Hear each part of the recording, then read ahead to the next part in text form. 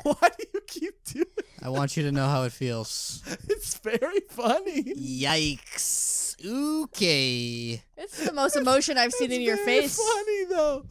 Ever. Reading Hell's Paradise, Volume 1 is really nice. What's up, everybody? Welcome to Volume 1, the anime and manga podcast, where we usually review the first volume of a brand new manga each week. My name is Josh, the Bochu Jutsu Master. And today... Oh my god! That was solid. Yeah. Thanks, I was like, guys. oh, you're doing it one. Oh, okay. Yeah. No, that's the best one you could have done. Yeah. Oh And today, my as always, God. I'm joined by... Megan the Hollow Perrine. Cody the Taoist. Decker. And I'm Volume 1 Chan. Welcome to the jungle. You're gonna die. Hell yeah, dude. Hell yeah. Fuck yeah, man. We're in it now. We're in it now. Today we're going to be doing a volume done of Hell's Paradise. And You know, this series is called Hell's Paradise, but when I'm with you guys, I'm in heaven. Psych. okay, well, She why did lost me at I the think she's end. talking Yeah. about you guys. Because I don't think she would say something like that to I me. think she definitely would say something like that about you. I don't think so. I think she would. Move on. I'm scared. I'm gonna cry. Volume 1, Sean, if you please would stop interrupting me. Thank you very much. Today we're going to be doing a volume done on Hell's Paradise. We're going to be covering volumes 2 through 7, which is Woo! chapters, I think, I had it written down on a 1 separate... through 66. 66. Oh, yeah. 1 Yep. through You 66. get it 6, 6. Yep, that's the Six. like order. The Order 66. Yeah. What's order 66? It's from Star Wars, where they tell everybody to like murder See, all the Jedi. he keeps referencing Star Wars and he's never Yeah. seen This it. is why I don't feel the need to ever watch them. Is Because I know the entire. Like, I already know everything. Yeah. How is it Cultural fun? Is it fun to osmosis. hate everything? It's not that I hate it. It's just through cultural osmosis, I've had the entire story spoiled for me. Anyway, if you don't know what a volume done is or haven't seen our volume 1 yet, you can click somewhere up here and check out our volume 1 on Hell's Paradise. But this will contain spoilers for series for volumes 2 through 7. So if you haven't read it yet or want to read it, then maybe check out the volume 1 episode that we did first. That's a great point. Is they could go back and watch that video. They should go back Yeah. and watch that video. You shouldn't be watching this if you don't know. I'm just kidding. I'm just kidding. No. Unless you really just don't want to read it and you want to know what it's about or read it and experience it vicariously through us. Hey, Yeah. Well, welcome to the party. welcome to Welcome to paradise. the jungle. Yeah. Yeah, and then also volume 1 was just prologue. So Yeah. So, yeah, we'll get into it. I think we're going to switch it up this time too, and we're going to do it less chronologically than we usually do. It's been discussed off mic that we might do it by arc, but also we'll be more broad with it, and we'll just give you more of our experience with the story and what we felt while reading certain parts. I do have a lot of feelings about the series, but like Cody, you were saying, volume 1 was just the beginning. So and I didn't like the story that much. we're 7 volumes in. I don't want to know your thoughts on the entirety of every moment beat by beat yet, but where are you with the series now? I started to like it by by volume 4. I think I started to like it around the same time. Megan, what about you? Yeah, let me see. I refer to my notebook. I think I was sold volume 3.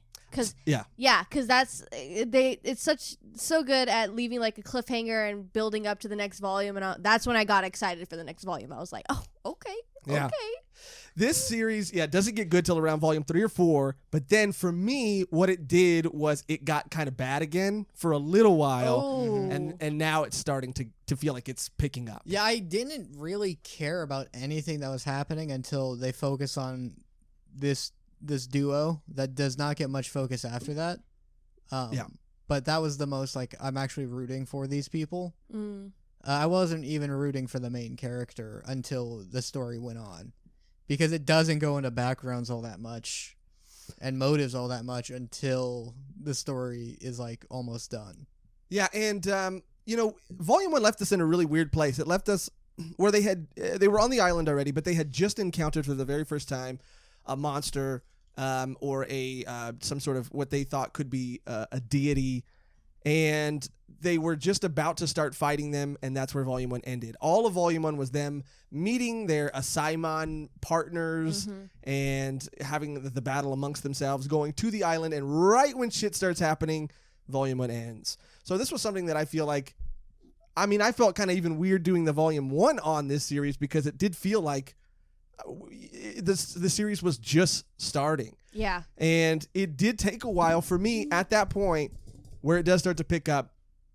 It's also a series that it has a lot of mystery. Yeah, and it is interesting comparing this to how like a Volume 1 of Spy X Family was done, which is we were surprised by how far the story got in. Yeah, because it's like they did all the prologue and setup, and then like they did like 4 shenanigan stuff. I mean, and then this one, like for this one, it was like I kind of like when a manga does that because it gives you incentive to want to know more. If you do, I mean, I was like, oh shit, like what's gonna happen, and then you like start kind of like guessing what's gonna happen. Like, oh, okay, they're gonna meet this person, and what's gonna happen? Are they gonna like each other? Are they not gonna like each other? Is this person gonna die? And like this manga definitely keeps you guessing because no one's really safe at all during the story, and like.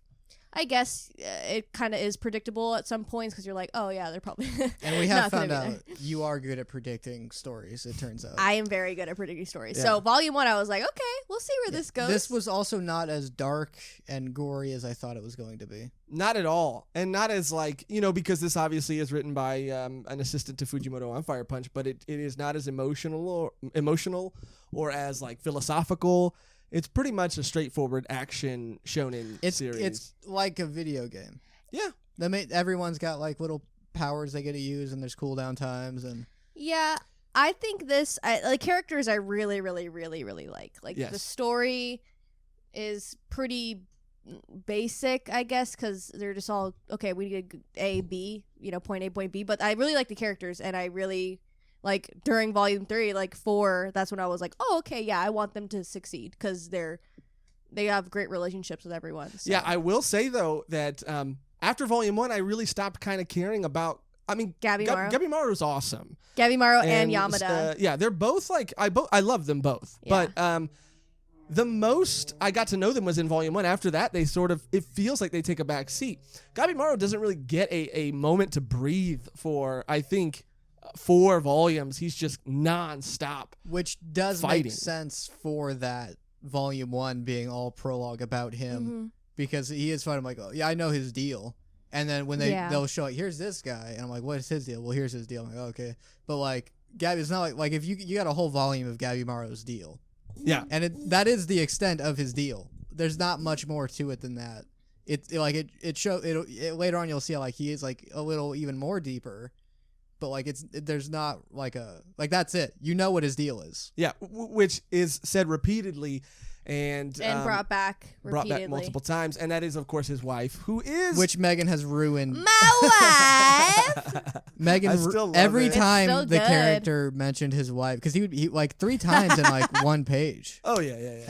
I just hear that in my head now. Yeah. My burnt crispy wife. I love it. I still love it. It feels like Gabimaru and Sagari, they take a back seat, and it starts to become more about these other characters because they're trying to introduce us to so many characters at once. Sagari, yeah. She almost became a background character at a certain point, where I was like, oh, I guess we're sort of done with this character. Yeah, right. Yeah. Like way down the road, there's a thing with her. But I was just like, okay, so she's not a main character? Yeah, because it had so much build up to her in the first volume. It was all about her and her inner, bless you, and her inner sort of conflict, and her coming to terms with what we later find out is the basis for learning this secret technique or whatever, right? Finding this like in between state, like yeah. She's like every character gets this like upgrade essentially.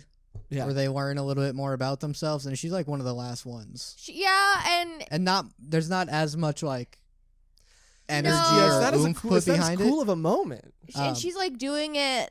I mean, she's like doing it for herself. Like she's building up the confidence for herself. But like, it just I literally write down. I was like, finally, like she finally fucking starts. I was like, good for you. I like it when it happens, and I do like when her character got moments. I like them, and I like that character. It's just like if I was reading that week by week, I would have thought that character was gone. There are times that I legitimately forgot about her, and then was just reminded because I saw her, behind somebody else in a panel, and I'm like, oh yeah, she is still there. The other characters, the side characters, really, really, really shine. Yeah. I love Yuzurina so much. Yeah. She is probably one of my favorite characters. She's fucking awesome. For the audience, why don't we go ahead and clarify who that is? No, I think everybody knows who she is. The sweet ass. Yeah, she's got a sweet ass. Yes. Yeah. What said by Tamiya in the in volume 1. I guess gets a callback. It does, and I loved it so much. She's fucking awesome. Like I Sagini's cool, but like she's just so much better. She's so much better as like a character. I find myself I was like reminding myself that these people were like murderers. Yeah. Because I ended up liking all of them. Well, apparently they're not all murderers, and then later. You find out that I guess the justice system also goes after people who are not pure evil. I mean, kind of like real life. I wonder where they got that little bit of inspiration from. Yeah, it added a lot of complexity to it, and then I think one guy he didn't even he just insulted someone. Which guy? Oh, the dragon blade. The guy because he was like, look how sharp is my sword, and I can cut a dragon, and he cuts a palace in half. Right. And it's okay, that wasn't a dragon, and 2, that was my house. Yeah. So I think he went to death row for that. Yeah, that was pretty crazy. Which actually would make sense if you did that to royalty. There's no way you could just do that. And that's what it kind of starts to show you as the story goes on, is that these people who are in charge of the Asaimon clan are pretty much just doing things for power. They're not. Yeah. They say that they're doing it for sort of, I don't know, for honorable reasons, but they're really not. They're really just looking out for themselves, and it seems like their leader is just a fucking loser who just does things for himself and exclusively himself. No, Sagari's dad. I guess I'm thinking of a different guy that they show later on when they send a second wave of reinforcements. Oh, the like top dog. Yeah, like the top. Yeah, it's funny. I wrote down like, oh, this guy's pretty cool, and I was like, oh, this guy's not really cool. Oh, he's worse than people. Oh, I still think we're talking about a different person, but now I know who you're talking about. Yeah. It was a pretty funny moment, and it just goes to show, these people that are supposed to be good aren't always good. And there's a character who was like, I thought was like pure evil, and I ended up liking them. They're probably one of my favorite characters now. I know who you're talking about, yeah. And even their design, there was like a really cool reason they got that. Oh, the big guy? Bakugo. Oh, Bakugo. Yeah, the Bakugo guy. Yeah. Oh, he fucks. He fucks. Most deaf. And that is a big theme in this, in Hell's Paradise, for sure. People fuck. Oh, to get stronger. Yeah. Kinda which like is why life. Cody's kind of a little on the weaker side. I mean, Josh, what's your parallel of that, man? You know what, dude? It's not a competition. Okay. Never mind. What? I'm not gonna say anything. You guys, every little laugh. Just say it. No, it's fine. I'm just saying, if there was a competition, you wouldn't even be in the race, both of you. No. If we were all 3 in the race. For the record, I wouldn't even be in the bleachers. No. Yeah. I would be at home playing video games. Right. Josh would be in the bleachers being like, hey, look how slow that person is at the race, right? And they're like, you can never do that. And he's like, you will never be in that race. He's I'm the guy who watches the basketball game, like talking shit about athletes. No, you're the guy in the car across the parking lot listening to the game. Yeah. Oh, right, because I can't even afford to get in. No, you can't. They don't let you in. Oh, yeah. I actually worked really hard to afford a ticket, and they turned me away. Yeah, they said, you can't come in. We have signs all over the place. Your face is posted. We can't. We're obligated. Yeah, you're gross. I mean, and so many words. So I did end up liking this manga more as it went on. So let's go through, not necessarily chronologically, but let's kind of go through story beats, and the beats and kind of. I mean, by Dre. The volume 2 is like they fight. It's a lot of fight, and then you're seeing ninjutsu. Maybe I don't know. Judo. It's a Chai-Tea powered Nippo Jutsu is, I think, Gabimaru's flame jutsu that he uses. Yeah, so and then his like one of his go-tos is setting himself on fire. Yeah. And just grabbing onto an enemy, which is because there's a video game where you do that. That's like one of the things to do. So And what? Dragon's It's- Dogma. Okay, but also so what? More than one person can do it. Yeah, that's what reminded me of Video Game Tactics. A lot happens in Volume 2, though. You get Yeah, introduced. I'm gonna to start new, just doing that to you every day.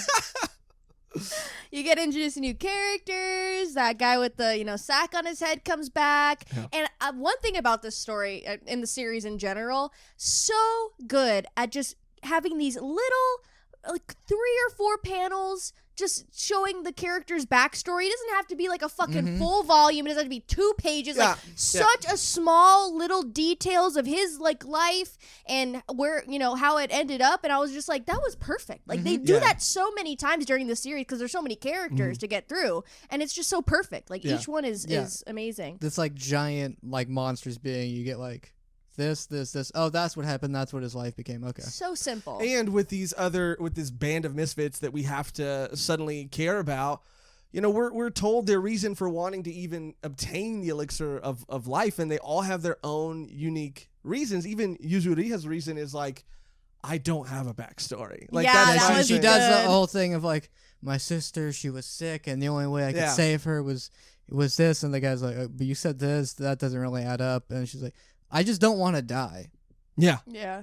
Yeah. Simple as Th- that. Why do I need to have a better reason than that? And she's amazing. She's such a real character. She's like, I'm gonna dip if shit gets bad, because for me. Yeah. And it's not like that changes at all. It That's barely changes. Very consistent. But it's Yeah. very consistent, and I'm so happy it's consistent and not like this change of heart midway through the story where she's just like, oh, I want to save. No, she's still like, fuck you guys, I'm gonna run. Like it's hilarious. I did fall in love with her more and more as the series went on. Yeah. Even the Blade Dragon guy, who I didn't really like at first, but his reason for Yeah, wanting he gave to off a obtain- creepy vibe he for sure. And he continues to give off a creepy vibe later on with little May or whatever her name is, Mai. Yeah. There's like one line or Yeah, I'm like, maybe you should chill out.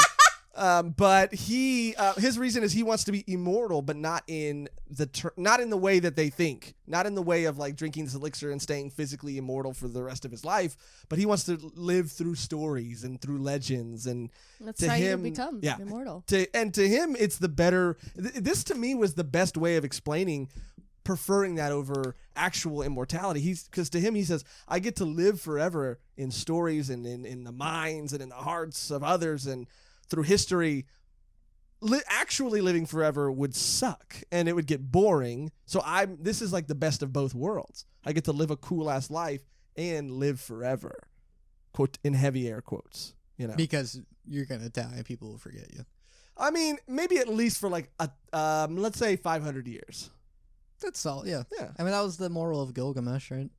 How long did people remember? I don't know who he is. So how long has that been? Yeah, It's one of the most popular I stories. feel like that's around the time when like Mm. I got a little bored too. The 600 mark, it kind of gets a little boring. Oh.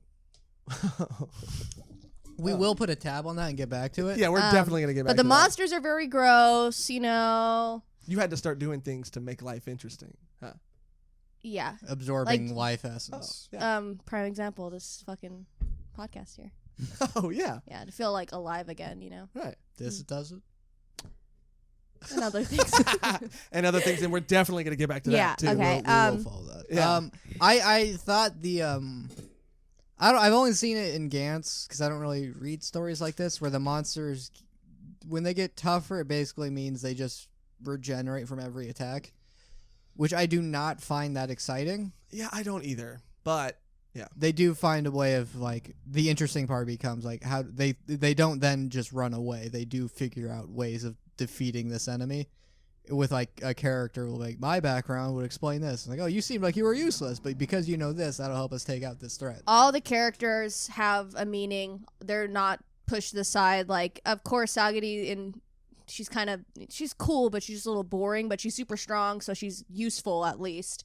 And all of them are useful. It's not like one of them is like, I'm not doing nothing. So Yeah. that's cool. I have faith that she's just kind of taking a backseat for now, and that she will start to like her more. But yeah, she's just so dull and so boring compared to all these other people. With a character like that, the payoff is them being like, I guess I won't be selfish this one time, and then they're gonna die.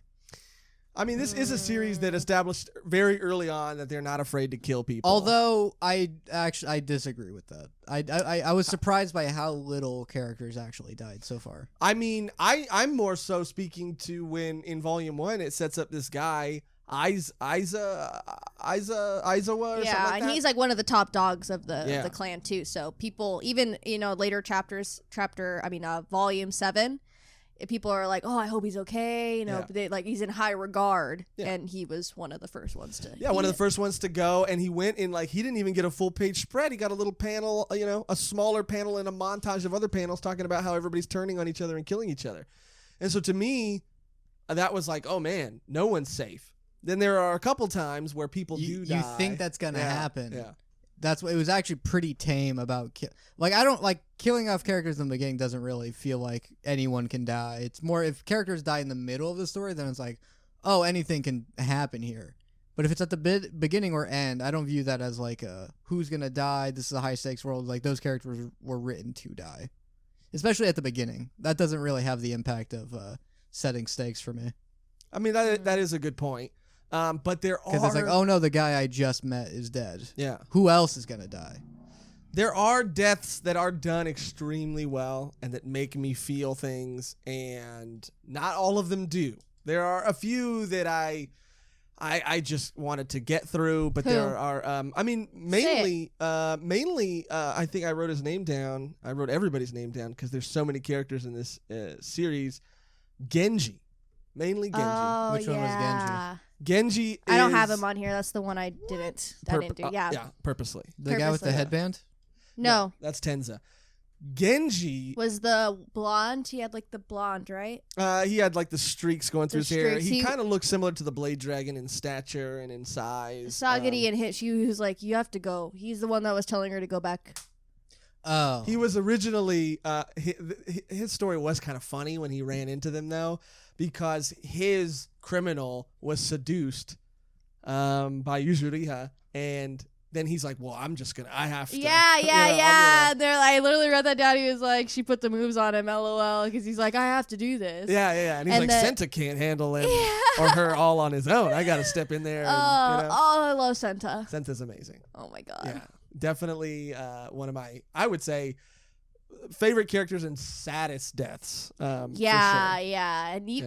fucking Yuzurina is like just so perfect. Like even in those moments, like, oh my God, yes, so true to the character, so believable for her. Like, so good. There are moments of writing in here. There are a lot of things that I think aren't done well, and we'll get into specifically one major issue I had with the story.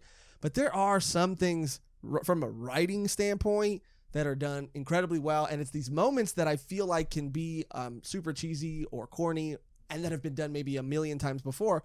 But I don't know. They find a fresh way to do it, and a way that I've never heard or seen before that makes me feel things. Specifically with some of the things she was telling him in his last moments. That's easy to be like, that's an easy moment to fuck up. Yeah. And that's an easy moment to make copy paste. But it was really special, and it was really cool. I felt it. I don't know. Yeah, and again, the short amount of time, like you really just see his backstory in those moments. You don't see it at all before really he's introduced. So then you see it, and they have a way of just like impacting you with these character backgrounds like super quickly and super like heartfelt moments. Like even the baghead guy, I was like, I mean, he's just a killer, but he's just like a child that can't control his strength, and you just killed. I mean, I don't know. Yeah, it was like kind of sad. It's like if a baby was born with superhuman strength, like Bane. It would murder people. Yeah, like Bane. That's that. Yeah. But yeah, it was like the super amount of time, super short. Senta's backstory was just shown, and then you do not usually get background on them until their life is in danger. Mm-hmm. Yeah, and obviously Tenza, I mean, his backstory was done really well too. Oh, and we gotta talk about new guy. Yeah. So I think so the Genji moment is kind of where they kind of run into everybody. They meet Genji because two groups run into each other. The dark-haired girl, she's just gotten two followers to be like who are just like Oh, I don't know, just something about her. We, want to, we just decided we should help her out. I Yeah. wonder what that could be. And they have that. They have a very honest discussion about the team up, which is like, no, we will betray each other. Yeah. The second Yeah. we're no longer useful to each other, but let's just do it. Yeah. Well, they're both a part of the same type of clan, right? I Not clan, think but they're both like ninja. yeah. So there's like ninja, there's like shinobi, Mm, and I think they're samurai and shinobi, and I think they're both shinobi. yeah. And the Asaemon clan is samurai. Mm. But yeah, so they're from different clans. And yeah, so they meet them, and then you know Genji has this weird moment with Sagari where he's telling her that she's got to leave because her role as a woman in their clan is to basically just be with the number one guy, right? Yeah, and she, like, Sagari, she actually is not, like, putting higher in the ranks just because she's a woman. And you find that out later from the guy that's, Yeah, like, the yeah. best, the coolest Yeah. guy. You know, he's, like, the coolest guy ever. Okay, we know who Megan likes. No, not like that. I'm being Yeah, sarcastic what because a he, like, surprise. slaughtered, anyway. He's like, you know, she's a woman, but she's, like, stronger than anyone here. And she just has self-confidence issues, for real. Super down on herself. Yeah. Like her mentor, who like she does look up to, is just like, you should just go breed children.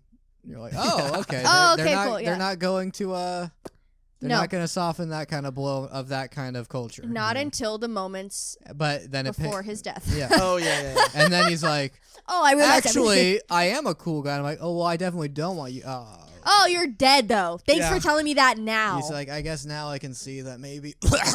Yeah, I mean, to his credit, he died pretty quick, though. I mean, and so for me, I was like, all right, let's get him out of here. Yeah, I didn't really care too much about him. I cared more. Sagari was like, oh, that's sad. And then See, the that- little flashbacks between like them learning and stuff. I was like, oh, that's heartful. Yeah. That's That's sad. why I didn't get the any one of these characters can die because they introduce a character and then he dies within like a chapter or two.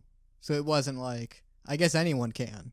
I mean, I didn't think he was going to die. I wasn't sure if he was gonna die, or not. There was another character who I thought was for sure dead, and then I thought, okay, they're for sure not dead, and then they died. There was one person who I was like, no, they're not going to kill them. Yeah. And they died. And I was actually sad because then, I was like, but that person survived that. Oh, man. Yeah. I guess moving a little bit chronologically forward, though, we do meet a character who I did not think was going to die the way they died and as fast as they died. Yeah. And that is Tenza and Bro. his criminal, quote unquote criminal, which is Nurugai, who is the one who's the most innocent of them all. Yeah, Which- a an actual small child. Yeah. Yeah, he was the chillest guardian. He was like, oh, no, you didn't. You're the only one here who does Yeah. not deserve to die. Let's just leave. They were I was like, oh, these are the smart people. Yes. They're like, they just immediately get on a boat and they're like, no, we are not a part of this. Well, I'll put in a good word for you and let's just go. She even says, like, I am. Like, I killed everyone. I deserve to die. Did she? Well, she didn't. She like said something, or she didn't. They didn't die by her hand. no, okay. No, but she believes, like, it's all my fault. Yeah. Like, It's her the fault victim her blame. tribe died, but she was arrested by the people who killed her tribe Yeah. because she Yeah. offered to help them like find a place to eat. Yeah. Poor Yeah, baby. she and just they're wanted to like, help. Poor yeah, baby. and they're like, oh, what tribe are you from? Oh yeah, you're heretics. You're going. Yeah. And that was her crime. And there's a thing where they talk about it's not about what crime, it was a crime, and that's you find that's a part of the culture of the law, Yeah. which is because the guy's like, she didn't do anything wrong, and like that's not your choice. Well, yeah. I mean, and I think even in that moment, when his sensei, Tenza sensei, shows up, he basically gives Baller. him a speech. Love him. Yeah, he's dope. Love him. The Matt Murdock Shion. of the island. Yeah. He tells him, a blade doesn't have a will. Like a blade doesn't choose who it kills. Whoever wields the blade chooses who it kills, and we are blades. We are not people. The people who are wielding the blades. So yeah, it's a Philosophical shit. yeah. I mean, that's as deep as it goes. Yeah.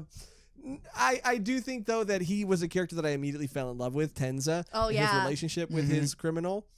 Did not expect him to go at least that fast or the way he went. No, I would thought I was like, this is a dope duo. Yes. They're so cute, and she's like, teach me your ways. He's like, maybe, and she's like, marry me, and he's like, oh no. You know what? Also, Yeah, maybe let's not talk about that kind Maybe of let's stuff. not talk about that. loved the way finally, I loved the way they handled that. Right? Yeah. I loved that.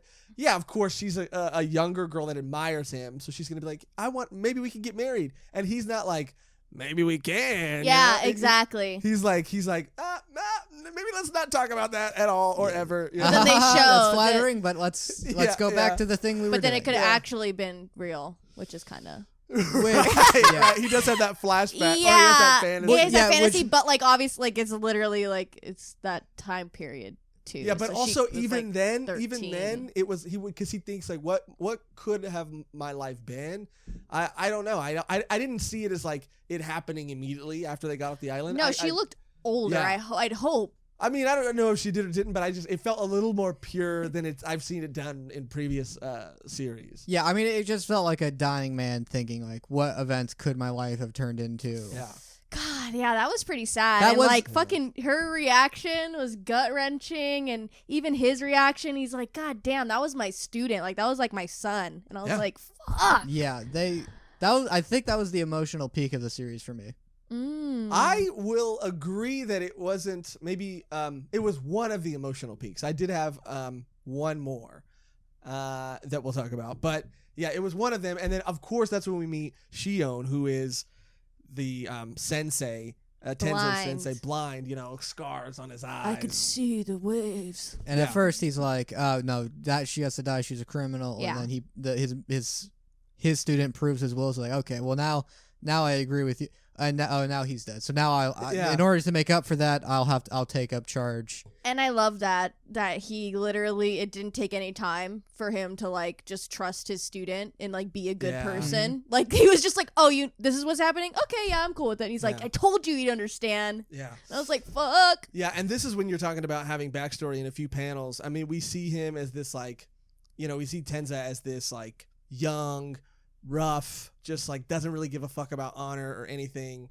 kind of That guy. was really cool how he Yeah. started as like a why would I help people? Yeah. Why would I ever help anybody? What's ever? the benefit? And then seeing how his mentor is like, I see you're still naive and hopeful, and just like he's so used to him already changing into that Yeah. optimistic person.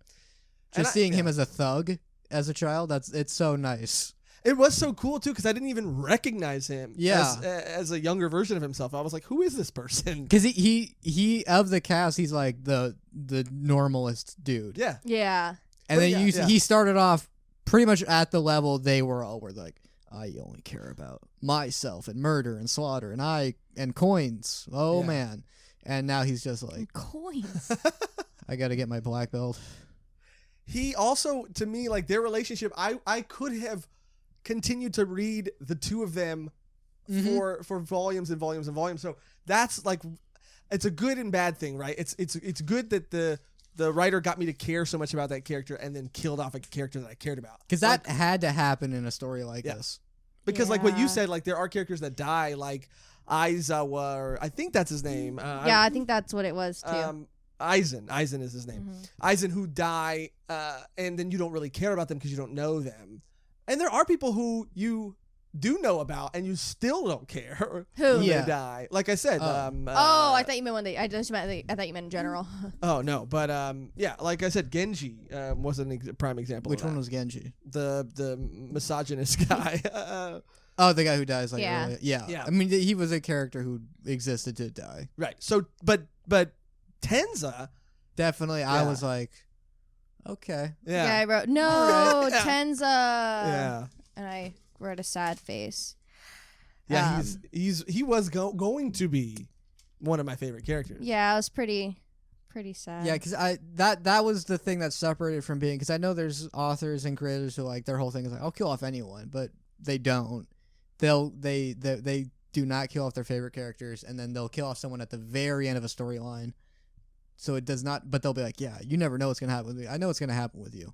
That having a character that was likable die like around the middle, that helped establish this thing of like, oh no. You're Yeah. you're gonna do a well written character Yeah. with a background and then kill them off? Yeah. All right, I will take, like, that was when I started taking it more seriously. Yeah, and also in a way, they almost set up his death.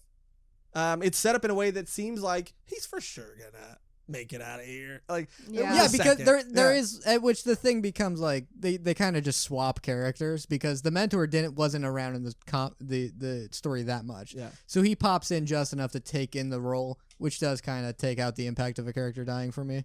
Yeah. Where essentially here's an upgraded version of them. But he is very different. Yeah. It's not the same character. It was just I thought for sure he was gonna die, and then no, the guy I like more dies. Yeah. Yeah. Yeah, but he's kind of needed to like kind of explain like, okay, the waves and the whole power system. Yeah. And feeling like that's why they had to introduce him, because if they didn't, it wouldn't have gone Because anywhere what until later. you find out is every culture has a different understanding of this, like of their energy powers, Yeah. Mhm. and so they all sort of have Tau. a discussion at some point of like, you call it this, I call it this. What do you see it as? I see it as this. Okay. Well, bottom line here is this is what happens. Yeah, because they end up Gabimaru and his crew end up kind of making it to this abandoned village, and I think what even Shion was saying was that like, I'm pretty sure it was him, or maybe it was one of the other characters, but someone around this time starts to think to themselves that this island, not only does it feel very man-made, but also Senta's the one who says that. Yeah, Senta's the one who like pretty much points out all the flaws. He's like, okay, this is man-made. This I is think you're right, because he's doing all the research Yeah. on the abandoned village. Yeah. But before they get there, they meet Hoko and Mei.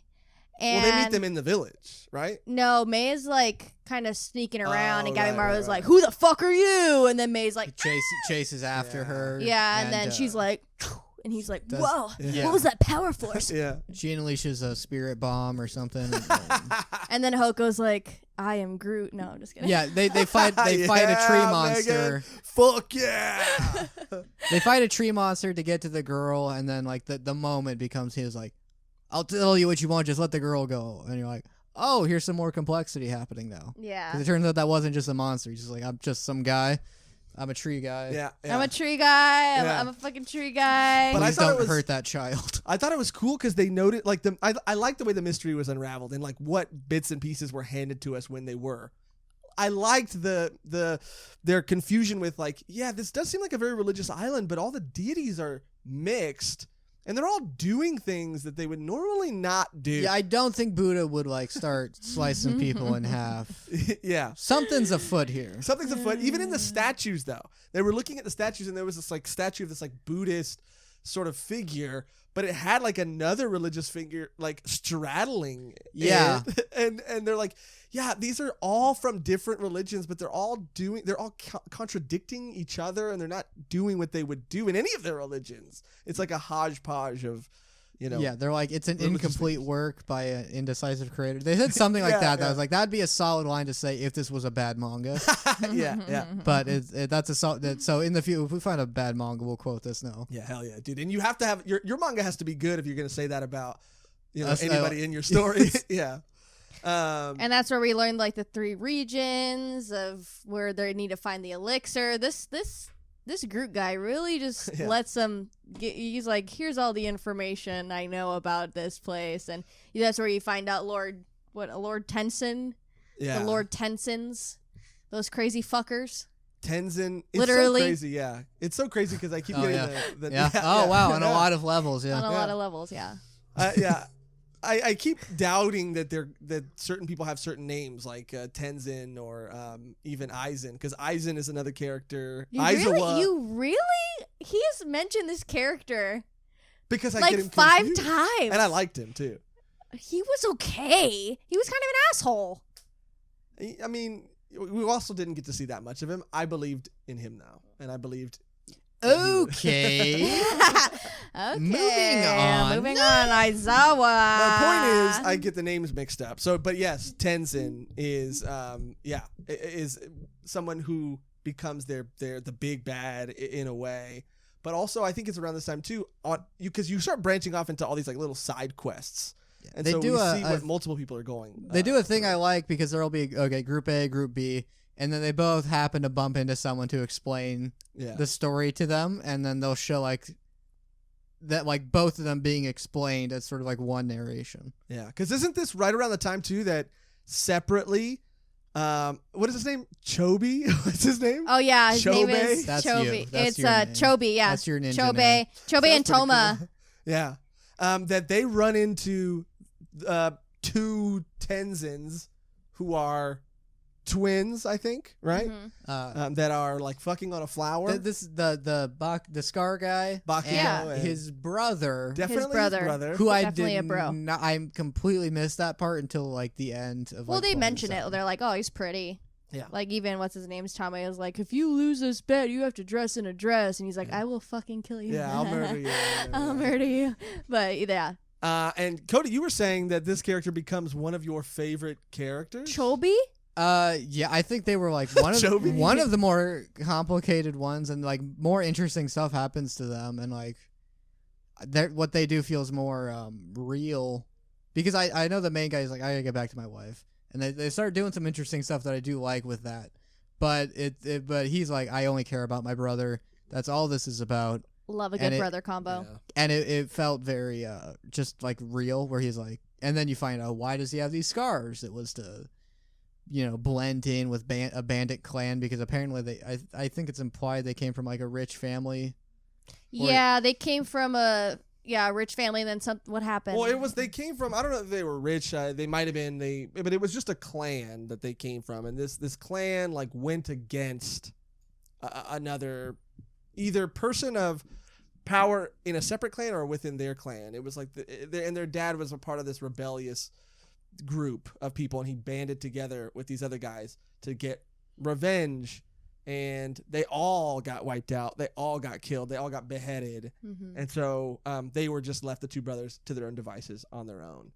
And then they yeah. get like cornered by the gang. Like, look at these, like, because at least the very least the bandits think they're from high class. Because they don't have any They look marks all yeah. prim and proper. So the Bakugo looking one, he was like, I'll show you prim and proper. He's Yeah. like 5 years old, Yeah. and he just like he like those scars. He did it to himself, and the bandits are like, chill, They're chill, like, chill, It's chill, the chill. it's Yeah. the physical representation of him trying to protect his brother, because his Yes. brother's like pretty as fuck, no scars, Yeah. and he's a little Chucky-ish. Yeah, and Oh, that's yeah. that's like part of it is he wants to protect his brother's beauty, Mm-hmm. in and he more d- ways than one. Yeah. Yeah. which is which is a dynamic that I haven't really seen all that much. I thought it was pretty. They I had to remind myself. Didn't he say he was just gonna kill a bunch of people when he gets out? But I mean, he was a child who got like inducted into a bandit clan. and took over. Kind of like Yondu. I'm just kidding. Kind of No, like it's not Yondu. Oh, the Guardians of the example I was Galaxy. thinking was from Six of Crows. Oh, great book. Yeah. Kaz. But yeah, love Kaz. Brecker.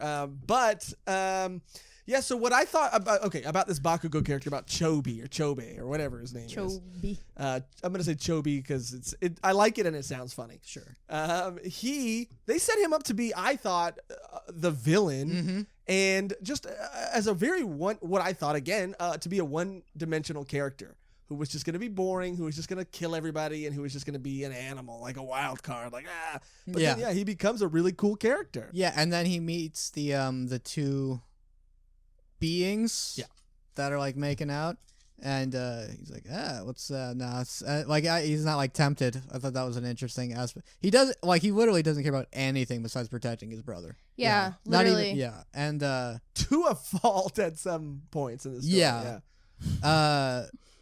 Which is the introduction to the main threat of this series. Yeah, those fucks. Those fucks. Those fucking fuckers. And this is where I think it's around this time maybe that I started to get really into the series.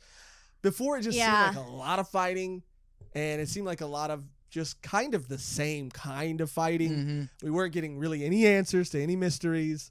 It just seemed very average to me. I liked volume 3 as a whole, because you got to see them like kind of chill and be able to regroup, and then the good, like this cute moment between May and Gabby Maru about the scar. And I just thought that was such a cute little moment. It's just like, no one Yeah. gives a fuck.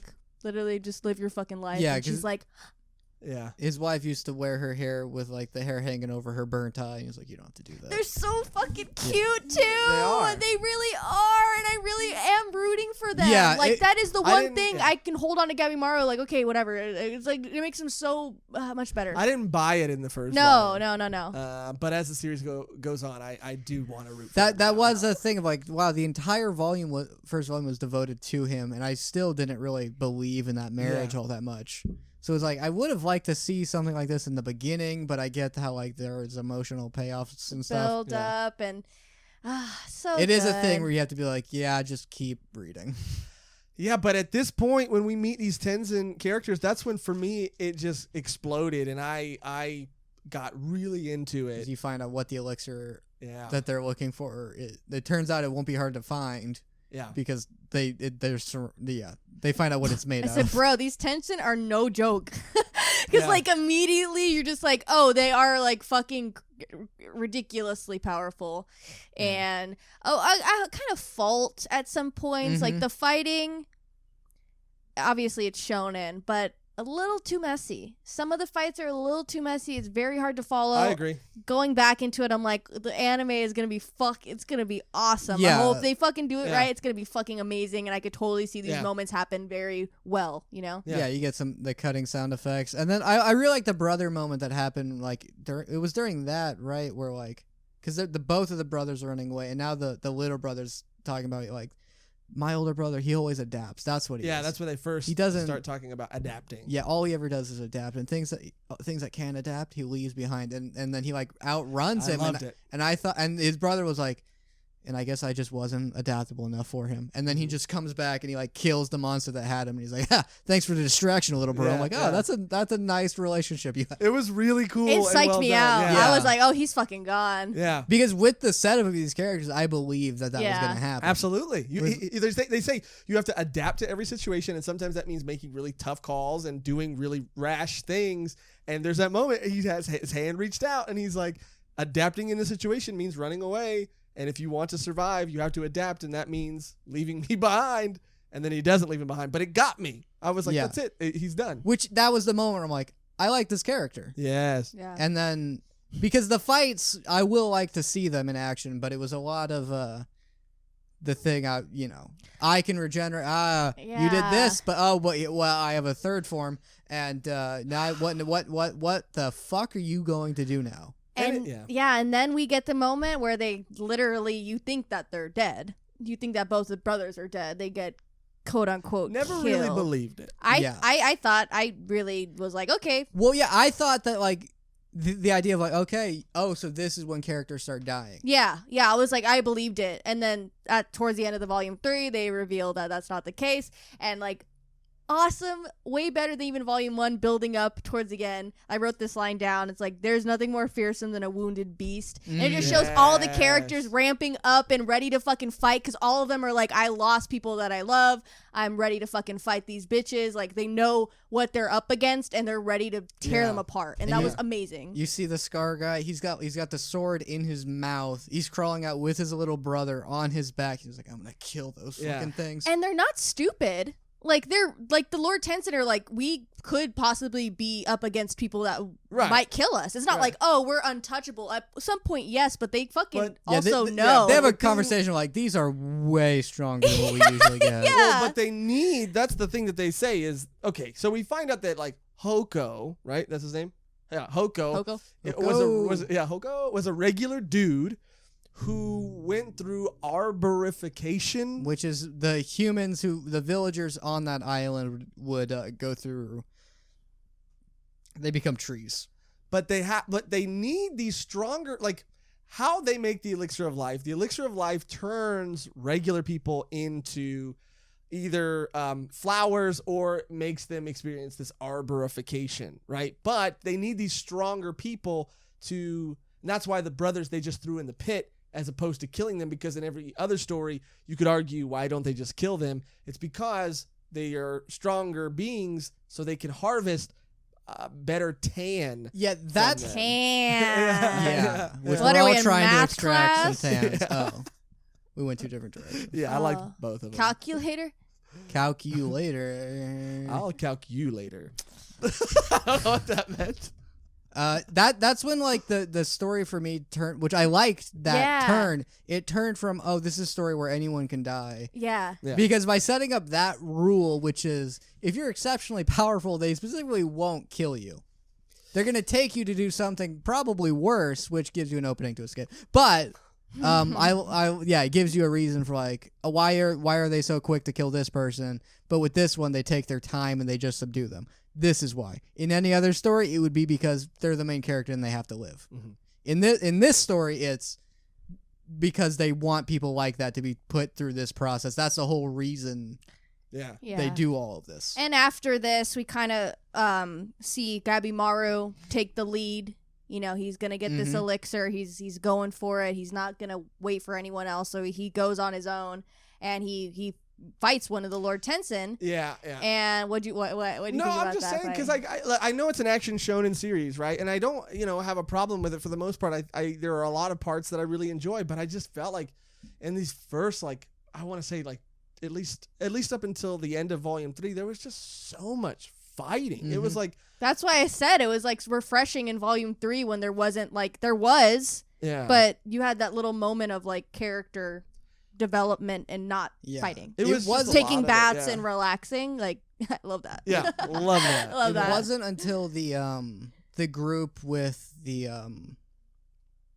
I don't remember their names. The girl in the dress and then the dragon sword guy. Tamiya and Fuchi. Love Fuchi. And then her love Fuchi. The glasses follower that she has who's like, I was supposed to be your he's like, I'm your guardian, and it's like you can tell he's pretty happy about it. And I also like that it wasn't exactly a pervy reason for that either. And it was not, and it was very wholesome, and it wasn't like I want to be in her. It was I want to be her. I envy the freedom she has with her life, and then you get his backstory, and that was another moment. That was when the story peak. Picked up. Yes, with the way they have that fight go down, because for chapters, it's here's this character fighting this character who cannot die. Which I do want to say, like, how do you guys feel they handled?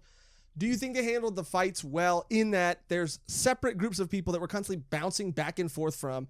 Do you think they handle what they're all learning separately well? Or do you think they had to repeat a lot of things?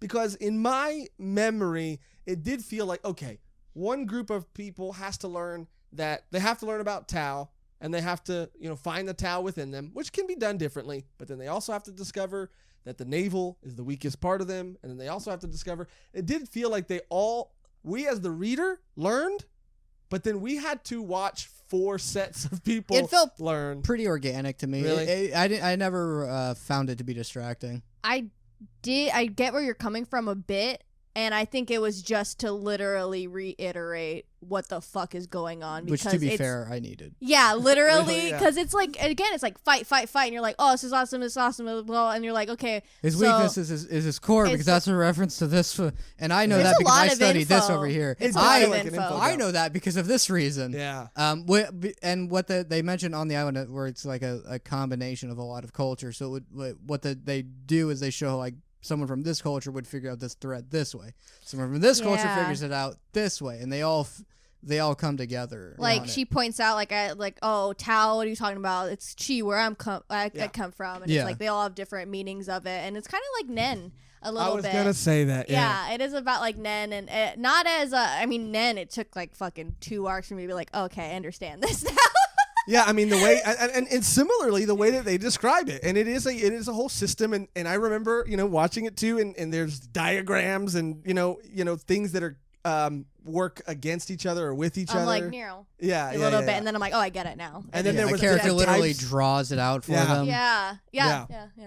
But it's the same type of shit, which I didn't have that much of an issue with. If it happened more, I might have. It might. We're not done yet, but I thought it was pretty good mix, and it was interesting how the other characters learned about it, not just like, we're going to tell you about it again. It was more individual, learning. Yeah, okay. Here, and you're back to the point of, Gabimaru running away and meeting the Tenzin that he meets. Mm-hmm. I thought there was going to be this cool moment where, because we have all these characters doing all these different things, we were going to see them all in a row kind of unleash their Tao, right? So because we get to see like Chobi do it, and we get to see who else do we get to see do it? We do get to see Gabimaru do it, but we do get to see Sagiri does it. I think it's in this volume. I mean, it's just so memorable. Yeah, and one of them already has it, but they didn't know that it was a huge thing. But that's my thing, is that they all they mentioned don't everyone get can do it too, which is nice. Yeah. They all don't get an equally cool moment where they discover it within them. Like, some moments are way cooler than others, and they kind of happen in succession, sort of, but then like some, like Sagari's, it just doesn't feel... Well, she was like, I know how to do it. Yeah, she's like, oh, this is what this is? Okay, I can probably do this. Yeah. And like, you're this element, by the way. And you're going to be good against this element. Yeah. Gabimaru was able to hone it more from learning from Sagiri and Mai, that like you have to hone your weaknesses to get stronger. Yeah, him unlocking his true potential was very well written. Normally, I feel like that's it just becomes did you try crying harder? But in this one, it was like you have to recognize the things that make you weak. That makes you strong. Yeah, and I love how they fit all of that, and that is kind of like the overarching theme of the whole series, at least up until where we're at. I love how that fits into the fighting system, and it fits into the use of Tao, accepting both sides of yourself, power and weakness. And there is power in weakness, and the seed of weakness. Yeah, like weakness is a seed to power, and power is the way they say it is way more poetic, but I don't know where I wrote it. It's the yin and yang, the in between. Yeah, the motion. Oh, and weak stillness. is seed of strong and weak both important in her like miss words. Because the girl can barely speak English, which that doesn't make sense. Yeah, it doesn't make any sense. Because everyone around her can speak, and she's one of the first original. I would have gotten if her guardian, and maybe because they sliced her. There's that. Okay, make her talk. It's cute. Like the relationship between Gabimaru and his sword person. He's a Simon, yeah. A Simon? A Simon. A Simon. I really like their relationship. Yeah, I'm glad it's not romantic whatsoever. It almost went there for a second. I think it might. I don't think so. I think this is a fun thing to debate where we're at in the series. I do not think so. It's not going to do that, and I hope it does not. The reason I think that is because it's something they start going into when he burns out his Tao, and they're like, oh yeah, that can have some negative effects, and he's like, what am I doing here? This is where the writing, to me, took a dip hard. It felt like that moment where, because Gabimaru, he's like, all right, well, because Chobi, he gets a power upgrade, which is he's part plant now. That was really cool. I like that a lot because it's like it plays into his character of being adaptable and like him completely adapting to his environment and being like, oh, I'm gonna take this fucking shit and make him my bitch. Yeah, and he's ready. Yeah. I really thought that was like, oh, now he's like lost his mind and he's gone true. Now he's really just gonna be a villain. But then they show him like how he like his willpower holds him on, and there's a reason that he can control this power when most people probably couldn't. And I like the scouts that they send too to like reassess the situation because like it makes sense that they wouldn't go themselves. Like two of them have gotten fucked up, or like one of them have gotten fucked up, so like why would they go? So they're sending these scouts to like get him. And I love the line where he's like, could you just go back? Can you just go back in the hole? That would be very beneficial. I was sent to make sure you died in the hole, so if you would just can go you just ahead and do that? Thank you. I'm gonna need you to get back in the hole. Back in the hole. Yeah. And that's where my role here sort of ends. But you actually brought up a really interesting point when you were talking about it right now about him going to that dark place and having the will to get out because of someone, right? Because of Toma. Yeah, his brother. The love for his brother is normally that'd be a romance thing, but like this is just brotherly. But also, it wasn't enough to get. Are you okay?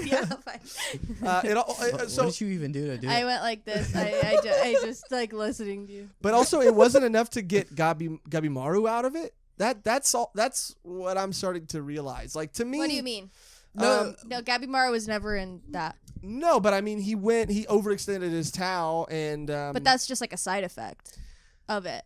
It's different things, and he was knocked out of it by a friend, right? Okay, but which I liked how it has limitations. It's not just you have Tau and you're able to use it. Like, no, it's literally draining your life force. Yeah. And we have a healer, but you're gonna have to give it some time. Yeah, you know what? Now that I'm thinking about it, you're right. It's different, but I still maintain that this is what the part in the series when Gabimaru loses his memory, and when they even bring up the side effects of Tau, the way it was brought up. I love the writing up until this point, the way they're handling power systems, religion, love it all. All of a sudden, and the emotional moments, they're doing it for me. All of a sudden, the writing seems to take a very weird dip for me. I feel like I would have been much more against the amnesia plotline if I was reading that week by week. Yeah. Because for a bit, it seems like we're sort of just we're just repeating stuff. And he's like, who am I? Where am I here? And I'm like, I don't what? So the story kind of just like, we're going to do this now, and then it goes back to where it was.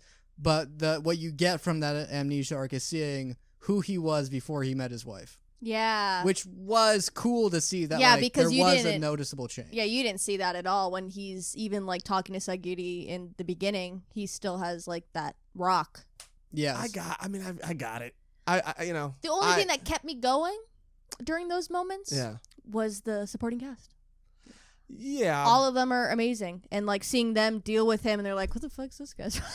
They're like, he's a little, and no one else noticed, but Sagiri's like, oh, this is not the man. Well, they meet up with them later. Yeah, yeah. But it just felt, first of all, it felt pointless. It felt really pointless. It felt like they were having to repeat things. I already had an idea. I already knew who Gabimaru was before. I didn't need to see it. I guess, yeah. But also it was weird that they say like, oh, you can overextend your Tau, and then Shion, I think, is the one who says it, like, it can have different kinds of side effects for different kinds of people. Like, one of those things, and out of all the things, he's like, one of those things could be memory loss. And then we cut to Gabimaru, and he's like, who am I? I'm going to kill all these fucks. Yeah. I thought that was kind of cool. I think showing him, like, go through the thing of, like, hey, Gabimaru, you didn't really kill anyone this time. He's like, well, we were just supposed to steal a scroll. There's no point in killing it when people are like, oh, you're going soft. Is it your wife? And he's like, no. And I seeing him like going through that process and how like that leads to the like seeing what led to his tribe turning against him, and then seeing where like the people he hired and the guy was like, ha, you just got married, didn't you? Yeah. You know, you reminded me. I actually just got married too. And then they get hired to kill him, and that's that's when he finally is like, I'm not gonna kill these people. And then his wife is just, and he's like, I'm a monster. His wife said, no, you're not. You just get over here. I love them in that moment. Yeah. too. I know. Another fucking element. It's just like little moments, like character moments, like when what's his name? Dragon guy, Tamiya,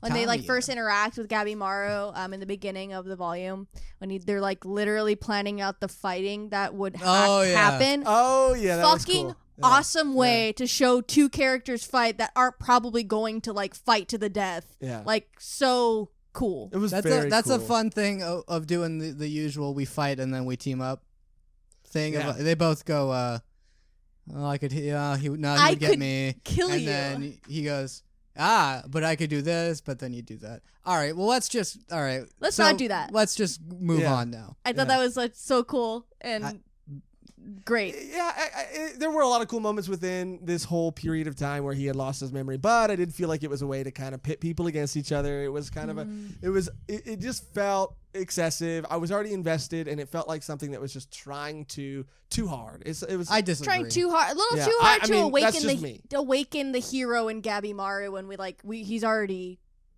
fine. You know, yeah, because that one shot that you're talking about with him getting the scroll happens way later as like a separate kind of one-shot story.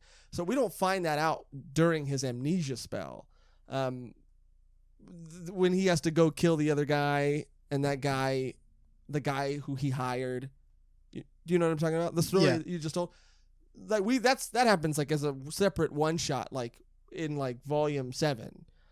The amnesia happens before. Not volume 7. Yeah, volume 7. It happens in volume 7 because I have the physical copies up to volume 6, and I had to read that digitally in volume 7. I'll prove it to you. Do it. I mean, I can't now. It would take too much time, but I will after. So now we're pretty much on to volume 5. Just around that area when they find out Tau and they're explaining it after the amnesia. Yeah. Yeah, because Right. a lot of the story has been like here's this person. All right, so they're gonna fight demons, and then they're gonna fight something that can't die, and then all right, time for everyone to get its power upgrade mode. And Yeah. the tree guy is like, also I can tell you where to. And then the girl he's like in charge of. And when you find out the reason, because she's like, I left my tribe, and the tree guy's like, I don't want to talk about it. Yeah. And then I assume that was like, okay, we're just not gonna find that out. When they do reveal why she left, I'm like, oh, Oh, okay. brutal. Yeah, we should get into that little tidbit. The training that happens with these Lord Tenzin, they take it very seriously, Oh yeah. and there's 5 kinds of there's 5 trainings. There's 5 kinds of training, but the one that we're talking about, Mhm. they fuck. Oh yeah. They intertwine. yeah, Kind of like an Avatar type thing. But instead of the ponytail, It's actual it's actual genitalia. genitalia. Yeah.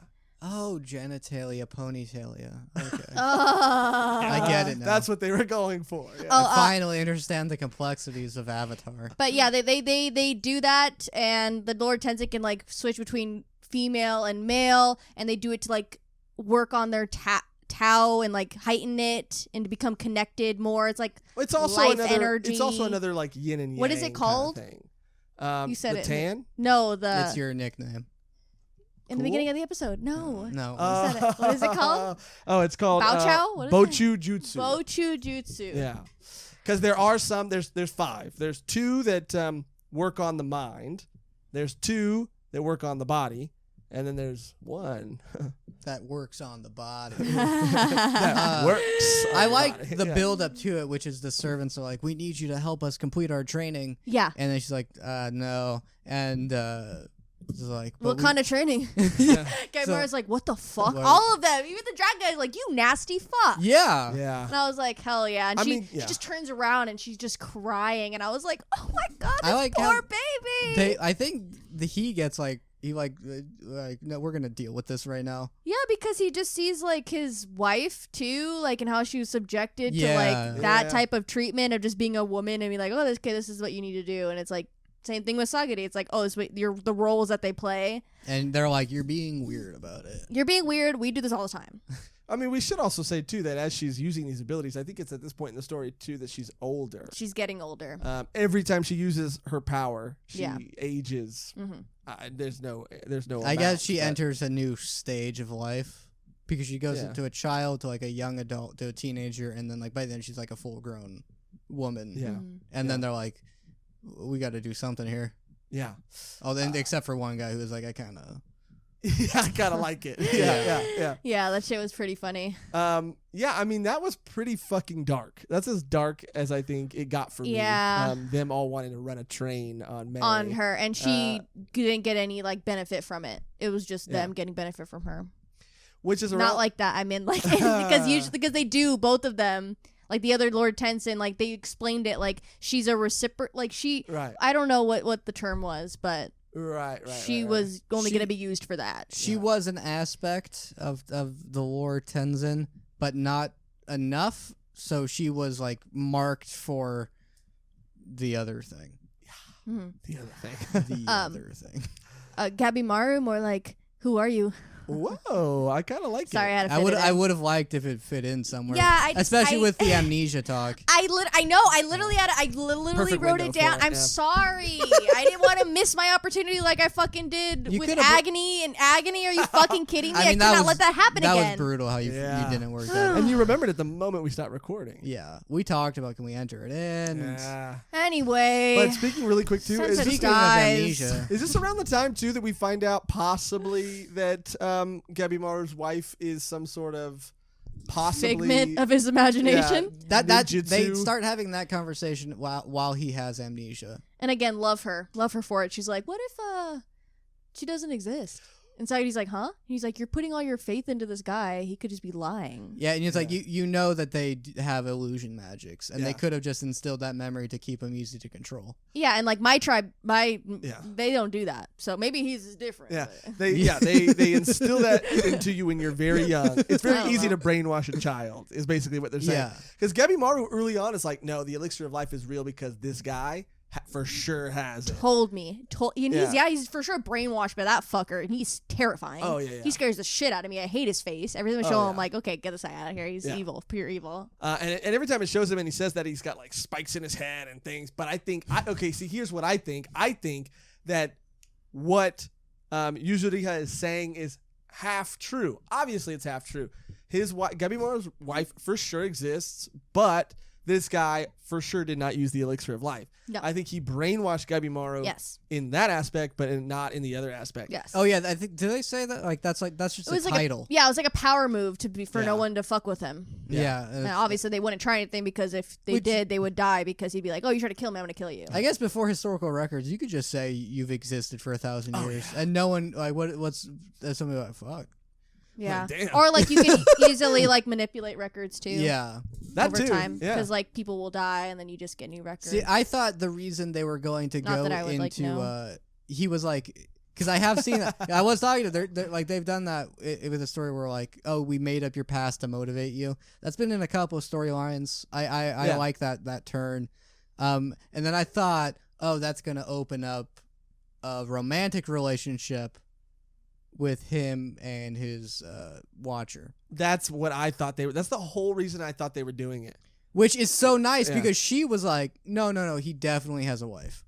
Right. She wasn't like, oh, well, I mean, he has amnesia. I thought it was he has amnesia. Maybe his wife doesn't exist. So glad. Maybe I can show him. Maybe I can just convince him that I'm his wife. She needs to work on herself before she gets with any ninja, Yeah. Like, come on, like, you need to shape up. She needs to believe in herself first. Yeah, no, totally. She don't need no man right now. That's the last thing she needs in her life. What's his name? Many. What's his name? The blind guy. Shion? Yeah, Shion says there's a moment where he says like, "Hey, do you love him? Yeah. Do you have like a crush on this guy? Do you like this guy?" And she's like, no, baka. Yeah. But it was this moment of like, please don't. Like, please don't write it so that these two are the ones that end up together, which they still might. And I don't know. Because like at the end of that, he's like, no, I definitely have a wife. She definitely exists. And they move on, which means that because when that girl was like, maybe she, that would be interesting if she like had a point. But she was just wrong. So this character just spent a chapter being like, I mean, I don't know. I've never seen his wife. You've never seen his wife. So now she just sounds like a crazy person who's like, crazy. Yeah. I mean, look, us people who just met this guy on a prison island. Yeah. I never saw this. That's all I'm saying. She's a realist. That's have you ever seen her? That is her placement as a character throughout the story. She's like, okay, think about every avenue and be real about it. But it does seem like what he's saying is it does seem like a waste for her to have said all that and for it to like be such a plot point, and then it kind of just ends up being not true at all. On that point, I will agree with you that the amnesia story seems like a waste of time because it goes into this theory of like, what if it's all made up, and like because it's like, oh, now that his brain's gonna be restored, maybe that'll undo whatever like hex or whatever or jitsu was put on his brain to make him think he had a wife. Maybe that'll be like undone. But he's like, no, yeah, I was married. So it was like, what was the point of setting? Exactly. Yeah. So that was completely pointless. That's what I mean. That's how I feel right now. The end was a bit lackluster. It was. I think she was just saying it to Sagari to be like a friend, maybe. Yeah, that's maybe because I know you like him. What if he wasn't married? Yeah, no, she's like they get closer towards the end of this, like towards the end of the volume, but I just think she was just like, I don't know, she was just her pot. She likes to question things. I didn't really think of that too much out of her character, but for the point of where it went, it wasn't very. It was so anticlimactic. Yeah. Which makes me believe because I liked that turn that they were going with that, where it's like, oh, is it gonna find out that like? Because then he's like, yeah, he's like, was it real? Yeah. Oh, when he was the Hollow, he was this mindless killer. So maybe they put something in his head to like tame him, but then it went the wrong direction, and now he's like, who am I? What am I doing? The only thing that made me like somewhat of a good person was my wife. And what? My wife. All right. My crispy burn wife, who might not be real.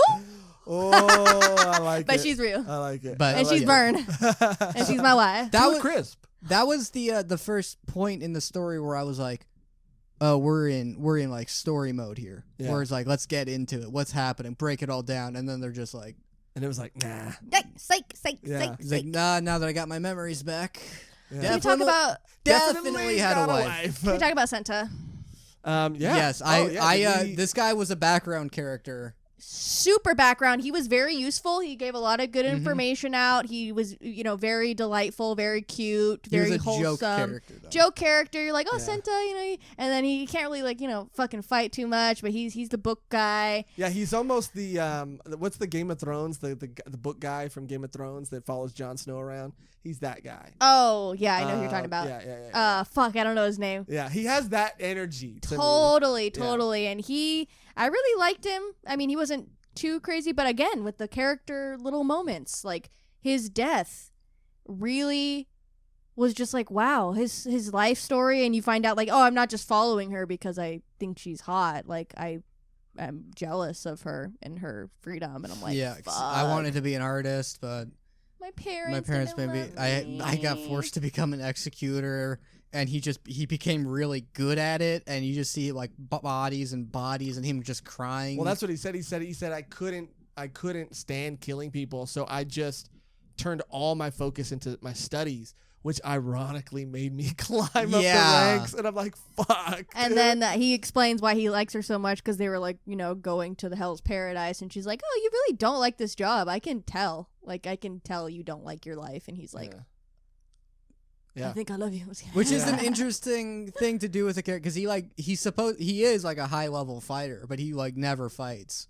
And it's like one of those things where it's like, oh, on this land where by requirement you have to be a good fighter, but this guy's the wimp of the crew, which because he doesn't want to fight. He has no interest in it at all. He would rather draw. Yeah. Yeah. So that's why he's like when he gets his moment, like, all right, I'll do this. And then he's like, I'm a second level fighter, which is like there's only one level above second. And he's pretty good. Yeah. He's pretty good at holding his own. And then he gets taken out pretty, he gets a little flower-fied, and she even was just like, they're like, aren't you gonna help him? He was helped you along the way this whole time. She's like, he's gone. Well, yeah, this is He's too far gone. Well, yeah. I mean, that's a moment like how it happens is like not only does he start to bloom, but Shion and his new Padawan show up, and he's like, go rip the roots out, because I'm thinking he's dead. I get a full panel of him covered in flowers. I'm like, Yeah. he's dead. And then he's like, go rip the roots out. You can still save him. So she rips the roots out, and then he's like alive for like 3 chapters. Which by that point I wasn't expecting main characters to die anymore. Yeah. And especially when they take the flowers out, and he's like, why don't you guys fight, but I'll be here, and do you have magic healing salve, or... Yeah, he's helping them, and he's like mobile. I mean, he's having to be carried, but he's like up and about, and he's talking, and I'm like, fuck, man. They had that emotional moment, and then he gets his moment alive. of like, I know they're plant based. I know their weak point because I used to love studying plants. Yeah. And that's how you get them. And he uses the last of his life to tell them that. Yeah. And that's when that moment happens where she basically says like it makes no sense to heal him. save him. Yeah, I'm not going to use... It's a choice between two people. We need to pick the better fighter. Yeah, I'm not going to use my medicine. I'm not going to give it out like candy. It's like, this is my own stash. Well, She's like, I'm not going to spend it on you. She gives it to one other person because they're a better fighter. They're more... I mean, she makes a logical, tough choice. Again, that's exactly... that. Her character just does this shit, and their moment together, you thought it'd be like, she's gonna like... he's gonna profess his love, or like they're gonna like she's gonna like say I always liked you. It was like, no, it's like, okay, you're gonna die, you're dying, do you want me to like hold you? Yes, Pretend like think beautiful. of like your life, and think of your wife, and she's just talking him through the death, things that bring you comfort in life. Just think about, and he dies with a smile, and then she walks. She's not emotional about it. No. So it was a thing of like, she liked him enough to do that for him, exactly. but she also didn't really care. So it was like she didn't make a full turn of like, I guess maybe you were the man I was looking for. which was perfect for me. But she cared enough to do that. Yeah. No, exactly. But she didn't go like, and what a baka. She was just like, all right, let's go. Yeah. Fuck, man. That was emotional peaks. That was my Mhm. second I mean, that was for me where I'm like, I'm back in this. I love it. And he shows the picture that he drew of her. Oh, yes. Oh my god. Oh, Oh my Santa. God. After that, I think that was the last emotional peak I had. Then it becomes a heist. Yeah, we get some new characters towards the end of the volume. One of them reminds me of what's her name? Noi from Dorohedoro, the giantess. Oh yeah. Yeah. She reminds me of that. She reminded me of another Game of Thrones character, Brienne of Tarth. Oh, Yeah. love Brienne. Yeah. One of my favorite characters in love the Brienne. whole series. Love Yeah, Brienne. no, fucking amazing. These characters are also like, in this series where so many characters are constantly thrown at you, the fact that they're all able to be interesting pretty quickly is impressive. That's what is done best in this whole series. It's the character moments and introducing the characters and you caring about them in such little time. Like most shonen, you don't like Jujutsu Kaisen for what I've seen and what I've read. It's like I don't really care all that much about the characters and where they're going, but the stakes are so high and real in this story that I do. Yeah, and the setting is very cool and unique too. And this it's around this time too where we're introduced to my favorite character in this entire series. Any guesses on who that might be? Think about the new crew and The one with the beard that's like kind of a jackass. Yeah, his name is Jika. He's the one I don't like the most. He's my favorite. That's dude. insane, Josh. What does he do? What does he do that makes you the favorite? First of all, he lays about. No, he's the guy. Talk about how he wants to leave. First of all, he's the only guy that escaped the island. He's the only one that was able to escape successfully. And when he goes back to the mainland to talk to them, they're like, "Oh yeah, we're sending another group out there." Mm-hmm. And he's like, "You don't do that. Don't do that. This has never worked." I also just realized because they're like, "Why did because one person made it back, but they were like a plant person by then." I just realized they purposely would let someone out so they could spread the word to inspire more people to come in. Yes, I just made that connection. I kind of just did a little bit too. Yeah. Okay. But yeah, so he makes it out, right? And then they're like, you couldn't have a worse idea than to want to send people back. I'm done. I'm not going back. They're like, yes, you are. You're part of the new crew. It's going back. And he's like, you know what? All right, fuck it. Whatever. And then he's walking out and he's telling one of the other servants, he's like, yeah, we don't need it after all. And you're thinking, need what? And he's like, he walks into this room and it's this huge baby head with all these tentacles coming off of it. And he's like, yeah, it just didn't come up in the conversation. So I'm not going to tell him about it or whatever. And he's just this he just doesn't really care. He's also super strong, though, because they show him fighting that thing. And he's like, the only way I was able to make it out is because I had to fucking slay this thing. And when its body crashed and hit the water, it created this pocket that I could escape through because the current changed. Yeah, the currents are changing and they're not in a certain direction. And then one of the dude guards is like, yeah, don't touch it because it's still alive. It killed one of my comrades. And he's like, no, it's dead. It doesn't have any waves or anything. Like, he can feel that shit too. And then he also gets a little flirty with one of the guys, and I like that a lot too. Okay, now I understand. I like that a lot. Now I understand. Do you have that flirt line memorized? Well, he basically is like, he's like, come on, let's go down to the red district to the guard. Oh yeah. He's like, let's go down to the red district, And he's like, or you can just come back to my quarters, Yeah. And he's like, what? And I love that, right? I love it. Yeah. Love that. Yeah. I like how, because I was expecting we're going to send another wave of people. I thought that was because they were going to kill off a lot of these characters, and then they're going to send in a new cast of characters. Mm-hmm. But it was like, all right, let's wave 2. Yeah. And the leader, who everyone's like, oh, I look up to that guy so much. Yeah, he got a confession from a crime boss. No one could do that. and the guy's like, do you know how he got that confession? And I love his reasoning, like his like actual thoughts, which I was like, oh, that makes sense. Like, we're just gonna go in and get it. Why would we ever pardon criminals?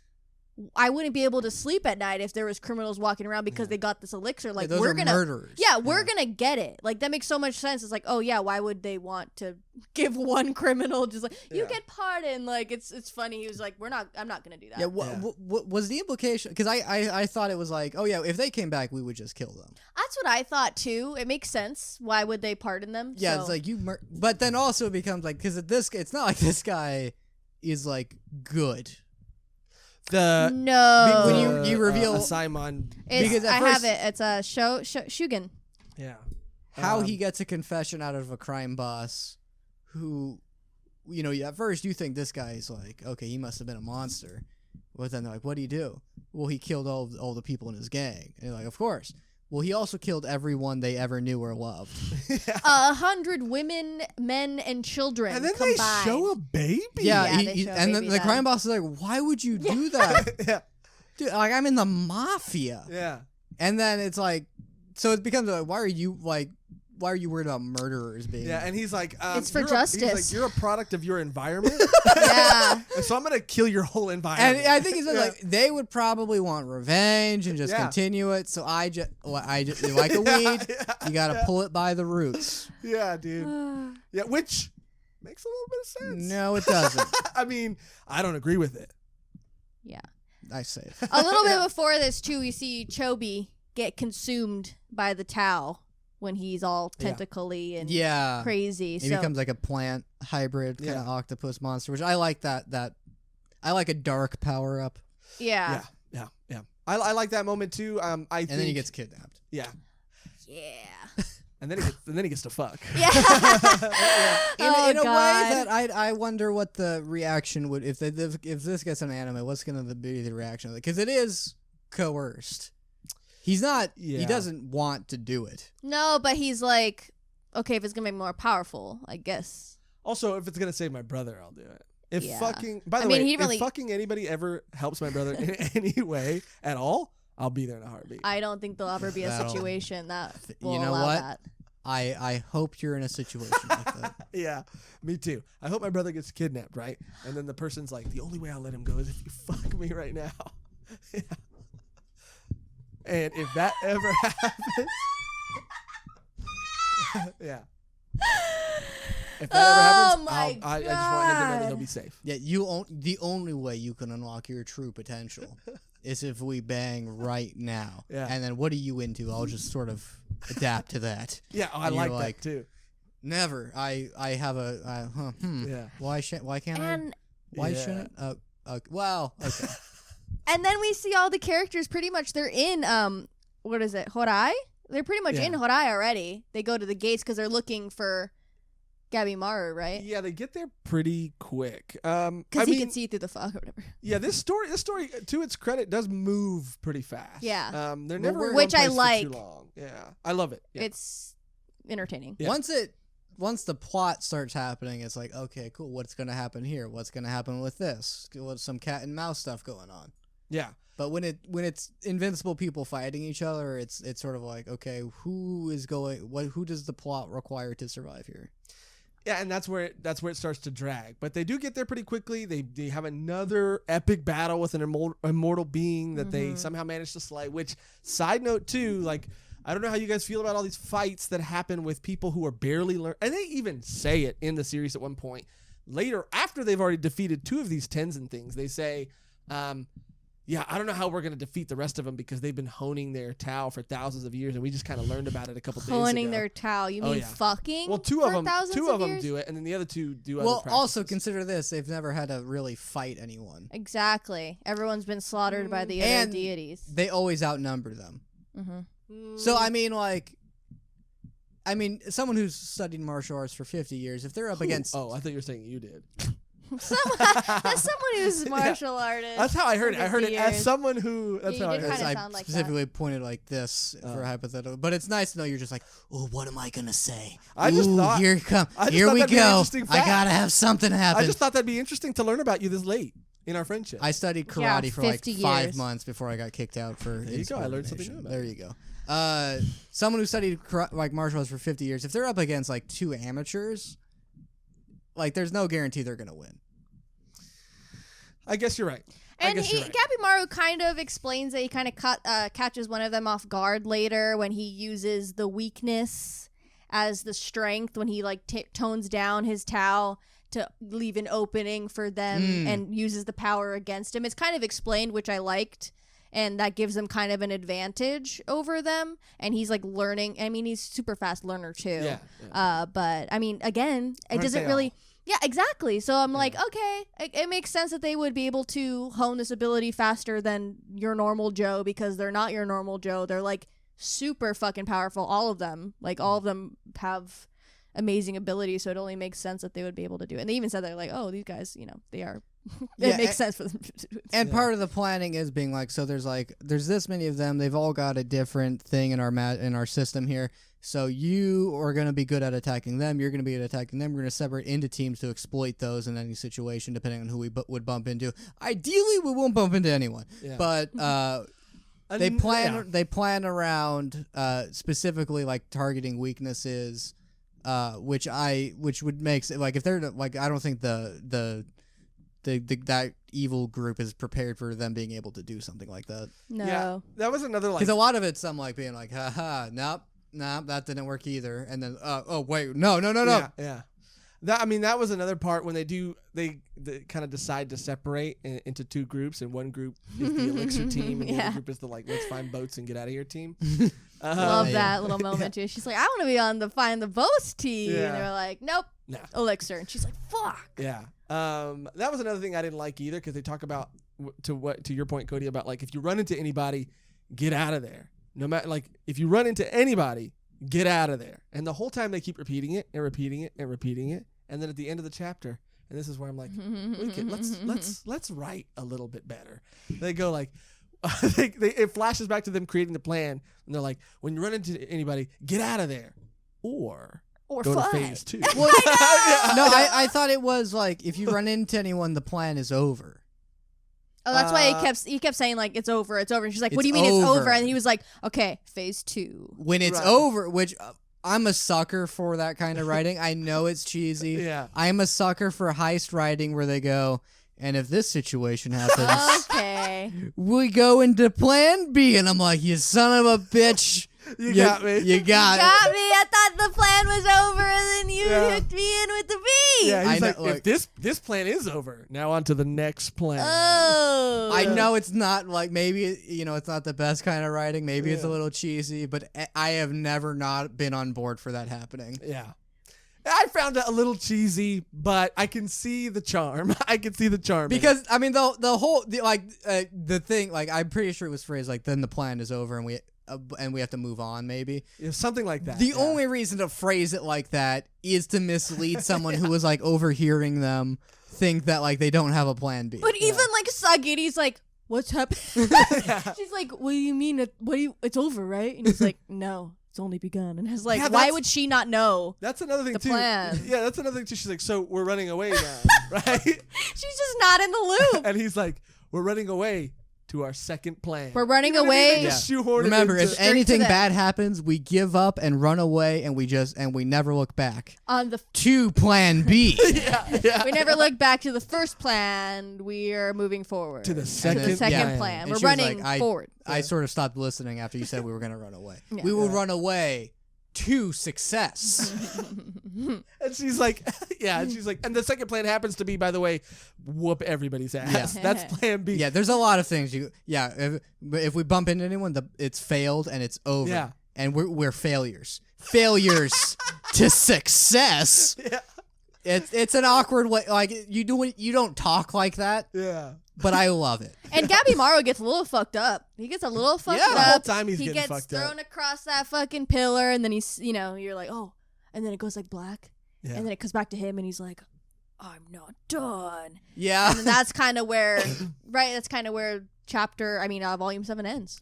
Yeah. Yeah. Pretty much. The only thing I want to talk is the guys who becomes a plant person, Chobi, maybe. Toby. Because he's like, I like the thing where he's like, I'm just gonna gather information and then leave. And then he gets like, they're like, all right, we just need you to do one thing for us. By the way, you're inducted into our organization. Here's the little robes we have. And he's like, do we have to do this? Like, not really, but we like doing it. Yeah. You're a new thing. You kind of forget For that us. these are like just psychotic murderers. Yeah. They're just like, all right. We're going to just do a thing real quick. I'm going to do some experiments on you. I will not kill you. And then I will need to do some torture, though. Yeah. And then he's just chained up and like organs are strewn about. And they're like, he told us that they were probably going to. Oh, yeah. Yeah, The he goes, reason they're they were- here. That's what I Yeah, was he saying. ratted everybody out. I was Yeah, unclear on snitch. that because he was like, my only concern is protecting my brother. I feel his towel. And so I didn't get why he wouldn't just not tell them. Well, because they made an agreement that they would not affect the brother. Okay. For me, it was like, I feel like if you didn't tell them, they could That's what he said. He was like, you guys can do whatever you want with these fucking people. He gives them all the fucking names. Yeah. And then he's like, but this, my brother, you don't touch Because they need their names for do a ritual. Exactly.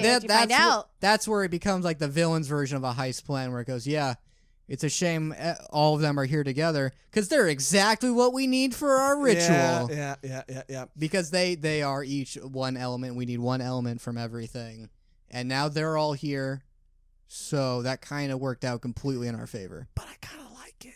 Yeah. You know? Well, it's building up. Yeah. Like, I have no idea where Yeah. the story's going to go, and we're only 7 volumes in. This was a solid note to like sort of end it because I'm like, what? Yeah. Because also by this point, now I believe they will start killing off more characters. Oh, yeah. Definitely. I think, and we've kind of just like generalized what happens in these 7 volumes, but I think like some things to touch on in like final thoughts is like how we thought this story, part of the story was executed, what we thought about the fight scenes in general and the systems. And I want to take a bet. Because in our next volume done, we're gonna finish the entire series. I want to take a bet on if his wife actually exists or not. Me too. And if him and Sagari end up getting together, which they Well, will. that's one I'm not and the going to bet same. on that because I already know it's not going to happen. There's no way. Okay, so your bet is that it won't happen. I No. don't want it to happen, but I'm thinking it's going. I'm to. of the opinion that something has to happen with that because otherwise they just wasted my time with those chapters. Yeah, I'm right there with you. I feel like his wife he's going to get back and she's going to be dead or something. Like, she did exist, but something happened to her. Which, I feel yeah, like. because there is that because it's like, why wouldn't they go after her? And he gives her the elixir of immortality. Oh, and then she's like, I'm also a shinobi now. Oh. Maybe okay, because what if that happens? What if it's able to like bring people back to life? He gets there, she's dead. He only has one little vial, one little dose he can take. He thinks he wants it for himself. He actually doesn't want it. He just wants would it for never the want party. it. He only wanted Yeah. it to buy his freedom so he could be with her. So, I mean, at most, it would become a thing of like, we're going to be together forever, but on the run. Right. I do think I'm okay. My official vote is that she doesn't exist. Wow. I want her to be real, and I want them to be together. But I think why bring up the plot point of Yeah. her not existing? yeah. What it like just so we have it on wax. What is your official bet? I don't know. I guess it's for build up, but it would just be so. It would suck. Yeah. It would just suck But for you- that not to. Yeah, because I really like this like guy-girl friendship that's built out of respect. Yeah. me Yeah, and too. she needs that too. Like So vote with your heart. Where do you think it's gonna go? with Sagari and him. Yeah. Do you think his No, wife not at all. And you think his wife for sure exists? She exists for sure. Okay. There's no way they will. Then that's wasting my time through everything if he doesn't Okay. exist. Yeah, If we're going off of that logic, Well, I'll vote in favor just for the sake of it being different. I'll vote in favor of her dying by the time he gets back. Well, I did also vote that too. do you want that one? And then Cody will switch you? Yeah. No, not switch, but You think she'll die? yeah, Okay. or be dead when he shows up or something. Something's Do you- bad's going to happen to her. That's all I know. Yeah, I want. Okay, I do. You know what? Then I'll just say that she'll actually turn out to be an illusion because why bring up that idea? Okay, how about this? You say she gets there. He gets there, she's dead. Yeah. Cody says she's an illusion. I'll say then, I'll take the stance of she's real and everything we've been told is exactly how it is. And she exists and she's lovely and she's going to be there and everything's going to be fine. But that's not what you think will happen. It's not. But I want to take a different stance. I want us to all have different stances. Okay. And let us know what the stakes are in the comments Yeah. down below. Because what is the stakes of the bet Loser gets flicked in the nose. on live on camera? Yeah. Yeah. Okay. Yeah. Um, And we'll have to- Hard. I'm Yeah, excited yeah. to see where it goes, though. I'm excited to see what happens, and like anything could happen. It's like really because Yeah. we have pretty much 2 enemies for the team that we're rooting for as of right now. We're not really rooting for the other team. I mean, he's kind of like an asshole, and I really don't want him to succeed because he's really just gonna get there and kill everyone. I mean, Chobi? No, not Chobi.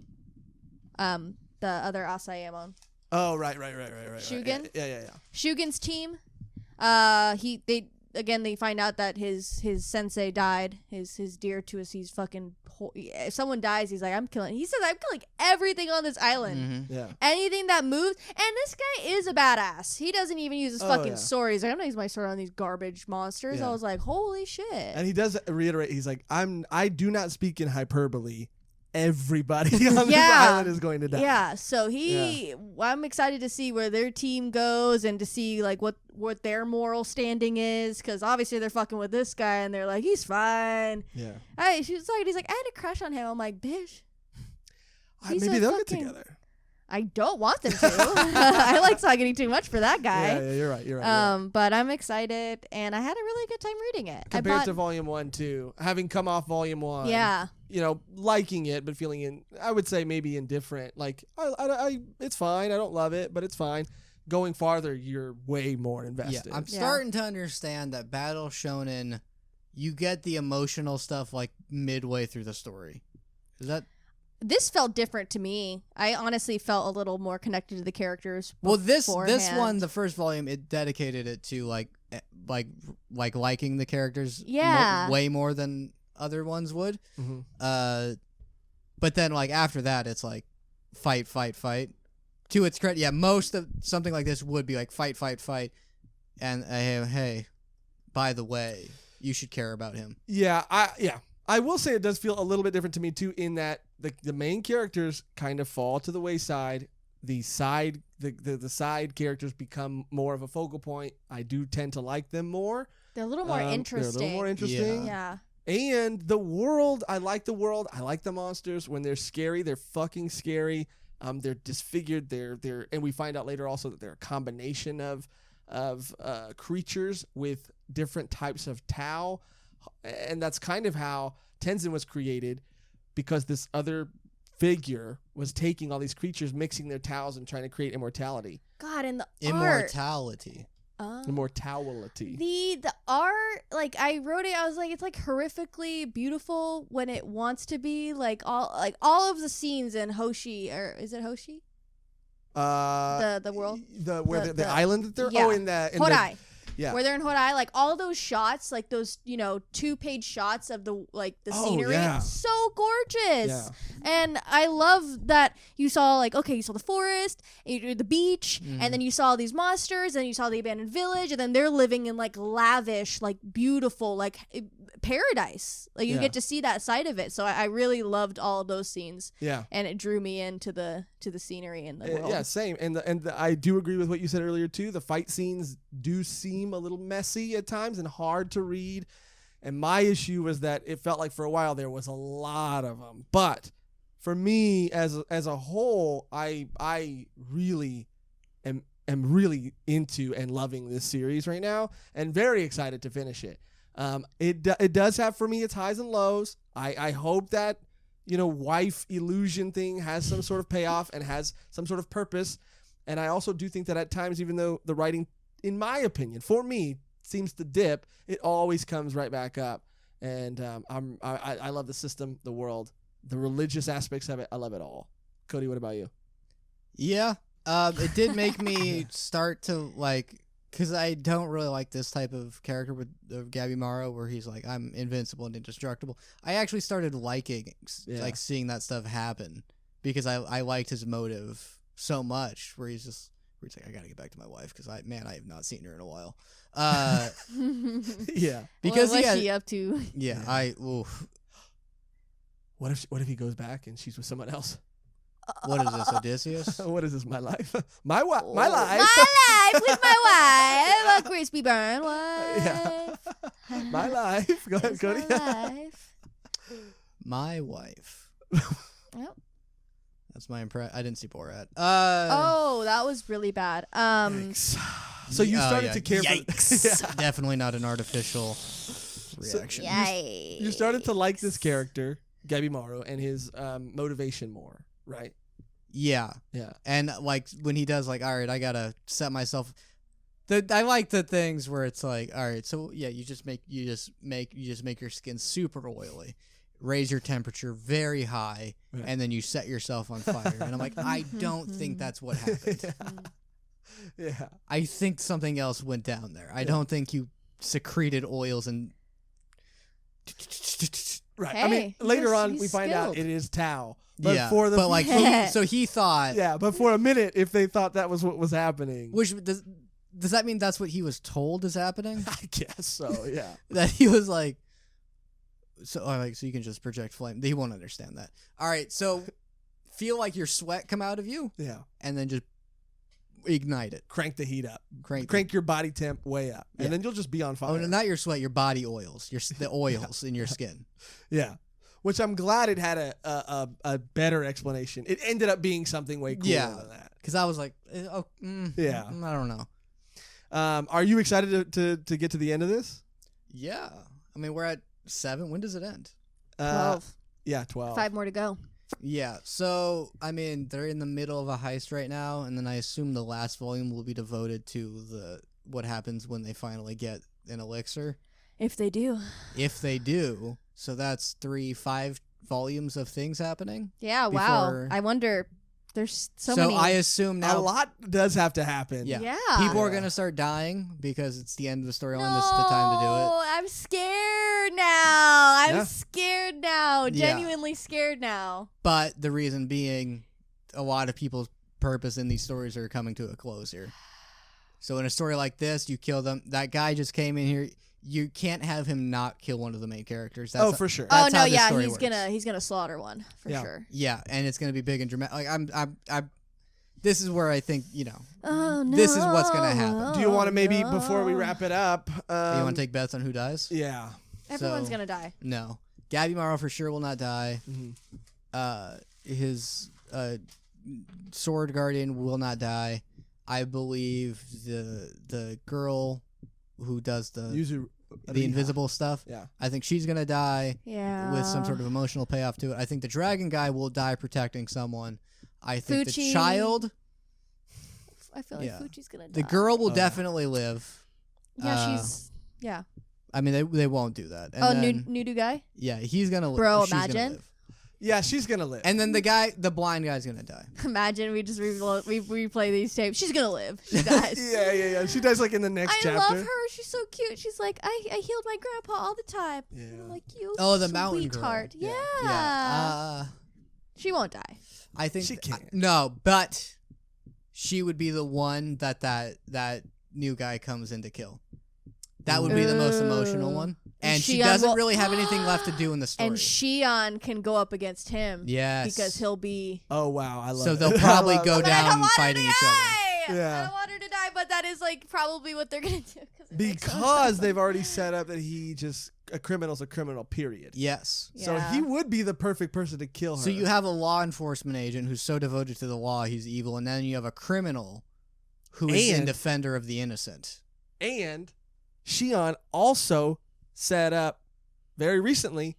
He's like, yeah, he's a tough cookie, but he's my friend. So it pits Yep. friend Mhm. against friend. Yep. Yeah. Yep. Wow. A lot to think about. Yeah, I think obviously Lot to Gabimaru, think about. Sagarty, they're surviving.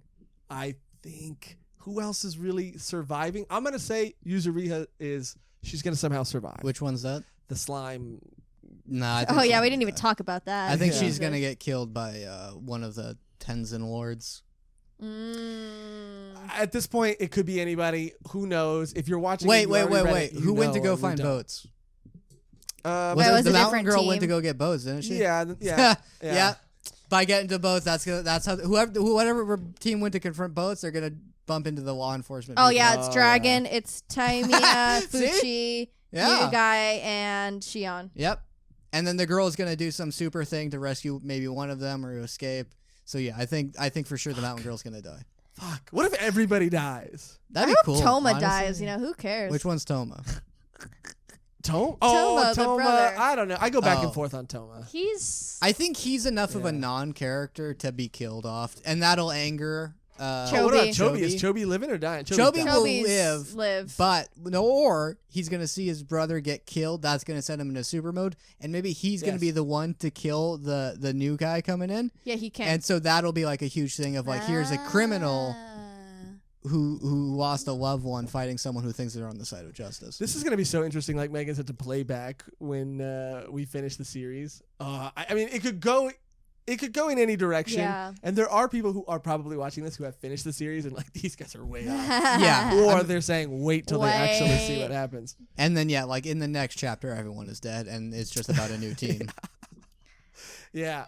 Super fun. Yeah, super, super fun. I'm so glad we did a volume done. I'm so glad we continue to read more of this series. I can't wait to finish this series. It's turning out to be way more interesting than I initially thought. I love it, and if for whatever reason you're watching this and you still haven't read it, read it. I think that, like we said, it does kind of go up and down. There are things we don't love everything about it, but for the most part, we all love it and can't wait to see what happens. I look forward to an anime about it. Oh, super look forward to an anime. Yeah, the fight scenes. I can't wait. Yeah, I can't wait either. And I can't wait for part 3. But that's it for part 2. All that's left to do now is to get into our Wonder Circle section where we read comments from you that have been posted on our previous videos. And if you want to have a comment that we read in the next Wonder Circle, just leave a comment and say whatever's on your heart. Cool. You want to go first? Cause I'll be right back. You got to go to the bathroom? Yeah. Oh, okay. You could have just let her say she'll be back. You didn't Yeah, have it's to. fine. No, I have to call her out. Yeah, my comment, I took a screenshot of my comment so I could be prepared this time, is from Peter Edward.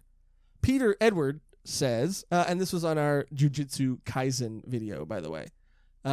He says, Jujutsu Kaisen takes a lot of inspiration from Bleach. In fact, Gigi and Kubo both did an interview together. These are the mangaka from both series.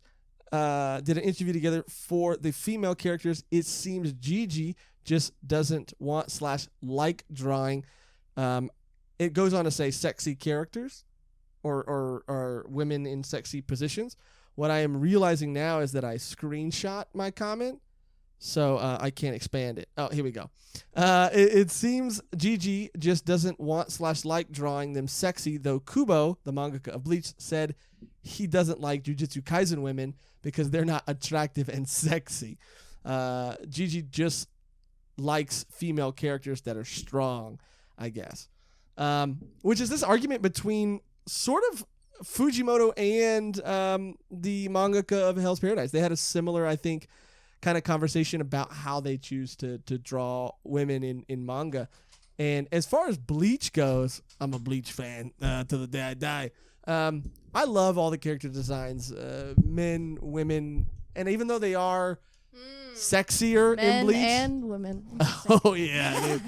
And even though they are sexier in Bleach, they're still really cool character designs, but a lot of them, have big old titties.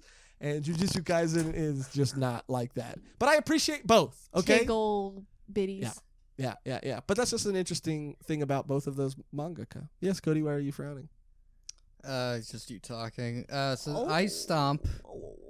It's also about the lack of fan service. The gist of it being, because now it would kind of repeat too much. But he read online, so maybe it's true or not. But now here's me reading someone saying they read something online, which makes it definitely true now. Yeah, 100%. Yeah. You have That to double down. the reason he doesn't put fan service in his work is his parents read his mangas. Aww. For Jujutsu Kaisen?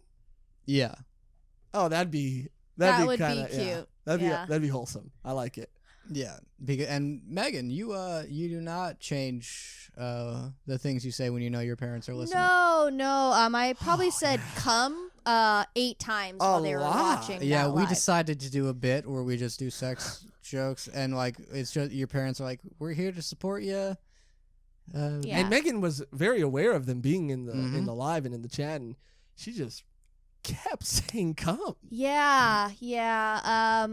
I don't have any shame in my game, and they know that as a performer, like I have to. If you did, you'd be lame. Whoa. Exactly. No, I'm just kidding. No, You're just shitting. I'm just shitting you. I'm just shitting. It's everywhere. We have a good relationship. That's all I gotta Yeah, say. It's yeah. very open. I'm envious. I love to call up my dad and talk about cum. and- Yikes!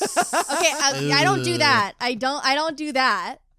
I don't do that. Why do you keep doing it? I want you to know how it feels. It's very funny. Yikes! Okay. It's the most emotion I've seen in your face Funny though.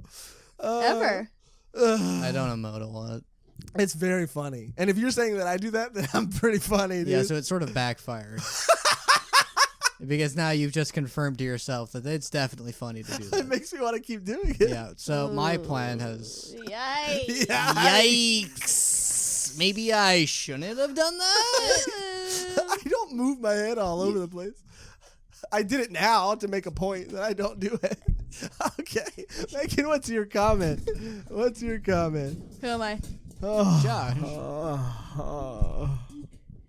It's not me. I don't move around a lot. Move around a lot. Oh, my I'm passionate and animated. My comment has to do with Josh, actually. Oh. This comes from Caston. Josh learning more about himself is my favorite character arc of this channel. Yikes. Yikes! And that was on our Pumpkin Night episode of when you I did love that, crossplay. though. I love that. I would, quick side note, I want to talk about how the Pumpkin Night episode, not that popular during Halloween, has been getting much more views lately. I had so much fun in that I episode. liked it. Me too. It was so fun. Such a fun manga and easy to make jokes, and honestly, just a Halloween spirit really was just alive within us during those moments. I loved that episode, and I'm glad it's getting more views now. But yeah, it was not doing very well at first. No, as the end of our first event, Spooktober. Yeah. That was, we were like, let's do this. First it time was a milestone. I cosplayed. Yeah, cosplay, Have you crossplay. cosplayed before? I've cosplayed, but never, I don't think, in front of other people. Oh. Yeah. That's What do the you mean? weirdest of the answers you could have given. Well, I mean, I like. Okay. Yikes! Yikes. I like dressing up. Yeah, I had to explain to my you know. family, as I was leaving the house to go to convention, full bunny girl outfit, and I was like, "Bye, see you later," and they're like, "See ya." They support you no matter what. Yeah, my dad was like, "Don't, I need you to get out of the house." Oh. I'm just kidding, but yeah, he's not his proudest moment. Hey, Josh. It's okay. Oh, my dad told me to Your get out of the house. stepdad told you to do that, didn't Yeah, and my dad did. Oh. Yeah. And your dad did. And your stepmom. And my stepmom. And your mom. Cody. Yikes! Yeah. It's relatable. Oh my God, that's the perfect ending to the Wonder Circle. Woo! That's it. Thank you guys for watching and listening. Hey, I know this is only part 2. We're gonna do our part 3. Hopefully next week it's gonna come If out. there's stuff we missed or got wrong, you can let us know. Yes, or definitely. we can let us know. address it by the 3rd episode. So you're like, you didn't even mention this arc. We can now that you have told us that we forgot about the famous arc where they go to the beach. Oh yeah, they do go to the bath. The beach episode. Beach episode. And we do want to do another volume done after this as well. And so we've kind of been going back and forth on how we're going to do that. And I think we've kind of decided that the way we think is best to do it is by having you guys vote, but not just everybody, because we want to make sure that the people who are voting are the people that want to see us succeed. So yeah, so we're leaving it up to our Patreon members to help us vote on not just what the next volume done is, but the order in which we do our next round of volume done. So if your vote matters no matter what, it just matters A little less. a little. kidding. Yes. And it's All it will votes are affect- equal, but Yeah. some votes are more equal than others. Exactly. I couldn't have said it better, and it wouldn't. It doesn't mean we're going to get rid of that series or that we're not going to do that series. No. It just means you're going to have to wait a little bit longer. Little. No. Yeah, you're going to have to wait a little longer to It's see on the it. back burner. It's a little. Yeah, just put it on the back It's burner. simmering. It's It's not on the full heat yet. No. But we'll get there. we'll get there. And I think right now we're either. I think you're hungry. Yeah, I mean, I'm very hungry. My stomach's kind of. I've been hearing that. Yeah. Yeah. You've been hearing. But we're either going to do it, I think, on Goodnight Pun Pun, Horimiya, and we might do it on Spy X Family, which is still ongoing, but as part of a volume done, it can cover just where an arc ends, not necessarily where the entire series ends. If we had a guess, volumes 2 through 7 seems to be. Yeah. And we'll have to look at exactly when that arc ends. But those are the 3 we're tossing around right now. They're all a little bit different. So if you would like to vote on what series our next volume done is, you can do that at patreon.com/volume1pod. And while we're on the subject of Patreon and Patreon members, thank you to all our current Patreon members. You guys are the freaking best. Yes. We love every single one of you guys, and shout out to our new Patreon member who we shouted out on our previous episode, and shout out to all of you. And I gotta shout out everyone, even if you're not. Yeah. And that's it. Thank you for watching. Thank you for listening. We'll see you next week in. Who knows what we'll be reviewing next, but I do know that we'll be doing Hell's Paradise Part 3 very soon. All that's left now to do is get out of here on our outro that's always the same and never freaking changes. I think we should just go with what you said in the beginning. What did I say in the beginning? Until then, we'll be lost in Hell's Paradise. Lost in Hell's Paradise. Yeah, because we kind of will be. Yeah, With actually, Volume 1, it's always a hell of a good time. I do kind of like that one a lot, too. Josh. So I'm going to pitch another one. Yeah. Okay. Hell's Paradise. More like, I know Megan loves this format. More like, Wells, hair full of lice. I don't know how to do that. I don't know how to do it. I know the format. I just don't know how to execute. Hell's Paradise, more like hell, a paradise. Gambling with my life. How about we I go did out? like that one. How about we go out? I on did Cody like that one. I freestyling? like That'd that be one. cool. And then someone will just if you can extend it, just try your best to extend it. Yeah. Should we say Lost in Hell's Paradise? Lost in Hell's Paradise, lost in my hands pair of dice, be gambling with my life, Yeah. slice and dice. I already said dice. You mean you already said dice? You already said dice. Oh, fuck. Yeah. So are we doing that or? No, we'll do until next time. Lost in Hell's Paradise. Okay. Yeah. Okay. We'll be lost, or it's just. Until next time. We'll be lost. Yeah, we'll be we lost. can't just okay. say lost. Yeah, I was confused. Yeah. Ready? Until next time. Thank you for watching. Thank you for listening. And I already said until next time. Until but until next time, we'll be lost in Hell's Paradise. Oh, pair of dice. More like pair of dice. Gambling